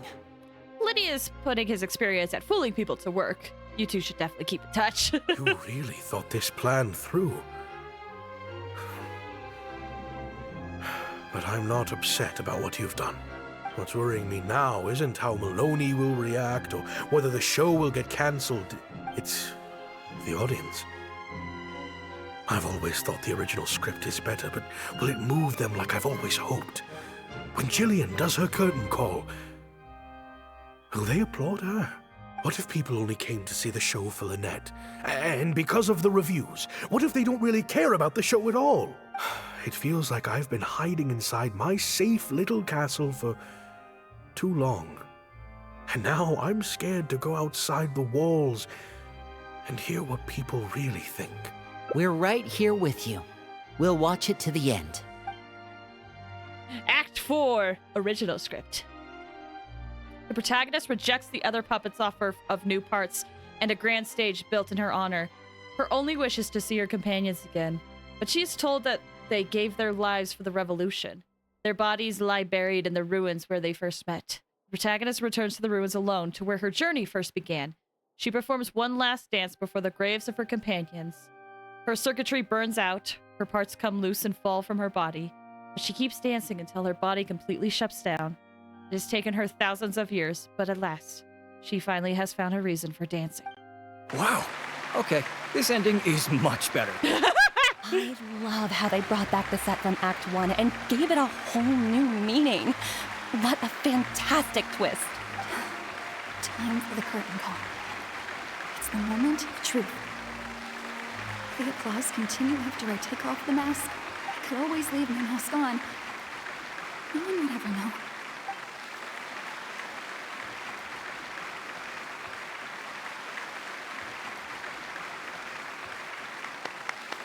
Aww!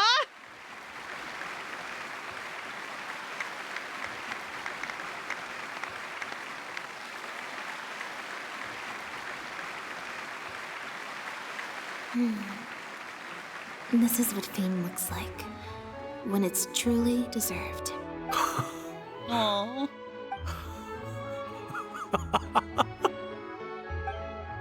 Jillian, you were amazing! Syra was tearing up when you did your final solo dance. Well, so are you. Really? I was so nervous. My legs felt like they turned to jelly. What looked like an actor unsteady on her feet was in fact a poignant expression of the protagonist's frailty in her last moments. Or whatever. Oh no, I can't take any more of that. Hey, Mario! What the heck was that? Why wasn't Lynette playing the lead? Our articles are already going to press. You better have a good explanation for this. It was my... Hey now, it was all of our... Hold on. The decision was mine, and mine alone. They had nothing to do with it. If you have any concerns, gentlemen, then please direct them to me. Marry you? So it was you? Well then, I trust you'll have no objection to me pulling the plug on this production. His worst fear is coming true. Time for Act 5! Director Mariu, Mr. Maloney, what on earth is going on? Why was Lynette not in the lead role? Oh! It took a lot of convincing from me for her to accept the role, and I had to turn down some big work opportunities to come and watch her performance today. You have some explaining to do. Lenny, it was all his idea. Marry you. Explain yourself. Wait, Linny, as a matter of fact, this was a piece of performance art. In this play, the masks and costumes serve to obscure the differences between characters, and by extension, the difference between human and machine. We took that idea to the next level with an actor swap, blurring the lines between one performer and the next. So it's in service of the ambitious artistic goals of the production. What? It's similar to deceiving the audience in a magic show. We employed this technique as a means of breaking the fourth wall. It allows the audience to more intuitively understand the cognitive dissonance felt by the protagonist as a machine trying to reconcile the notion of her humanity. The audience's experience mirrors the protagonist's own confusion and becomes part of the artistic performance itself. Hold up. What is this nonsense? Oh, I see. Well, bravo, Director Mariu. You even had me fooled. That's probably more because you just don't really understand avant-garde art very well, Lenny. Oh. Maybe so, maybe so. Well, perhaps it went over my head, but I'm sure our experts here saw the whole thing coming a mile away.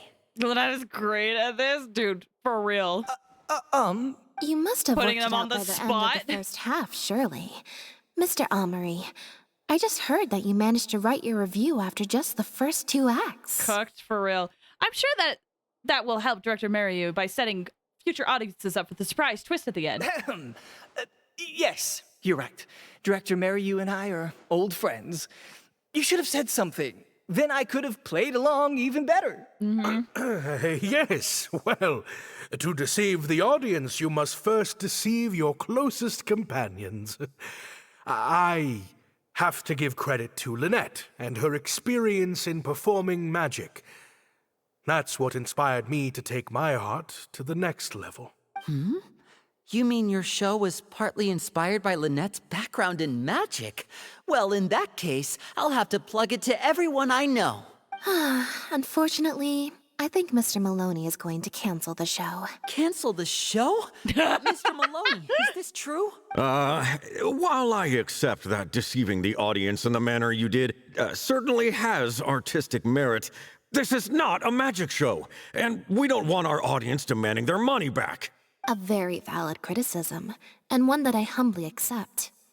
If that happens, we're prepared to reimburse and apologize to any audience members who weren't satisfied with the experience. But based on their reaction today, I think that what most people want to see is an excellent piece of theater and not celebrity cameos. Plus, it looks like Jillian is better than me at delivering the excellence people want to see.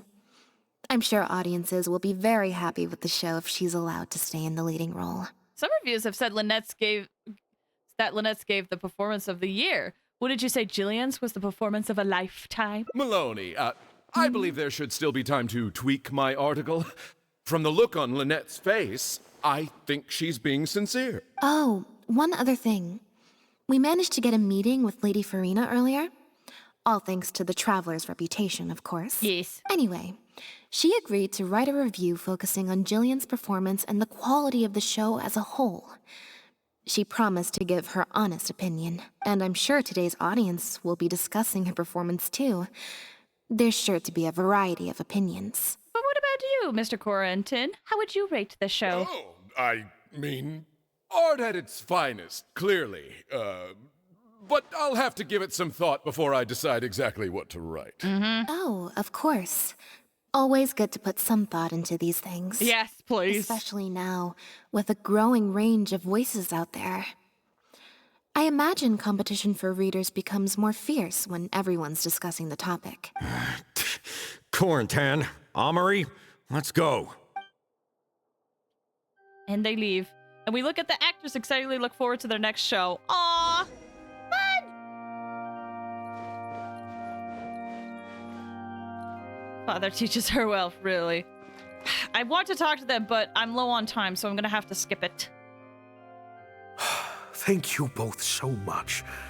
Without the two of you, who knows how much further down that cynical path I would have gone. I always told myself that once I'd made enough Mora, I'd get back to doing what I loved.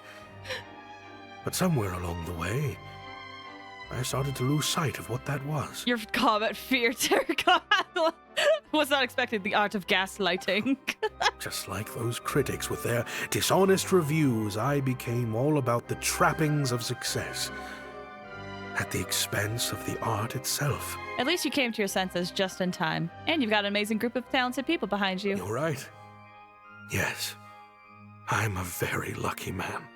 Anyway, enough about my problems. What are we going to do about the threat letter that Lynette received? I've been looking into it a lot over the past couple of days, but it doesn't seem like it was one of our competitors after all. Ah, yes, about that.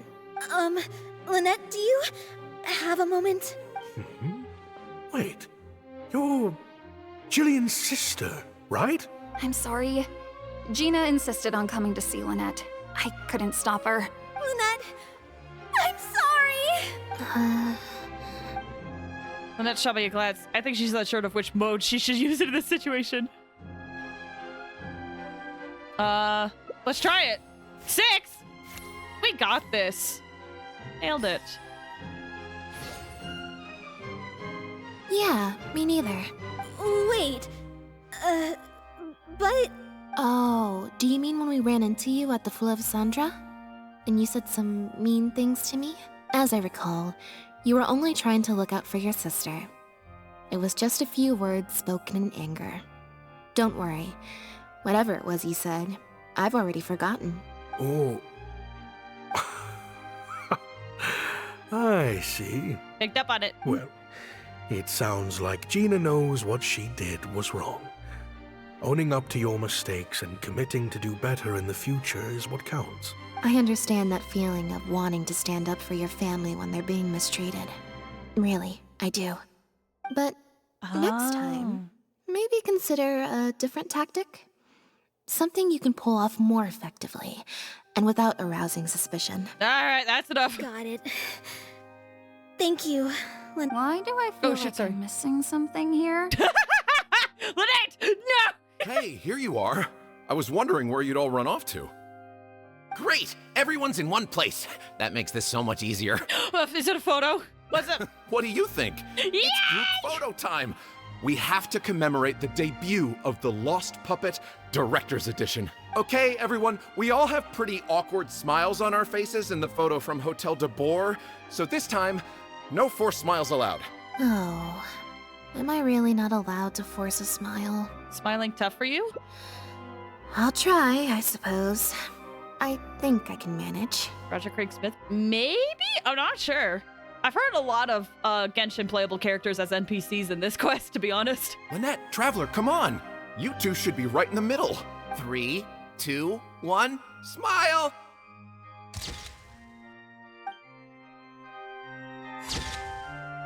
Aww! That's so cute! My last side was a bit of... It's fine as long as the smile is genuine. Hold on, let me look. It really is just right here. Okay, I thought it was going to be a separate path. I'm going to try to get the ending super quick. But luckily we have this skip button, so it's a lot easier to do. That letter? I was the one who wrote it. What? Gina? So it was you? Director, it's time for... Oh, okay. Weird energy here. Oh, that's so good!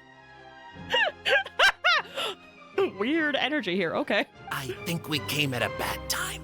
Lynette, Gina must have been worried sick about me. I'm sure even she wouldn't do something so stupid if she was in her right mind.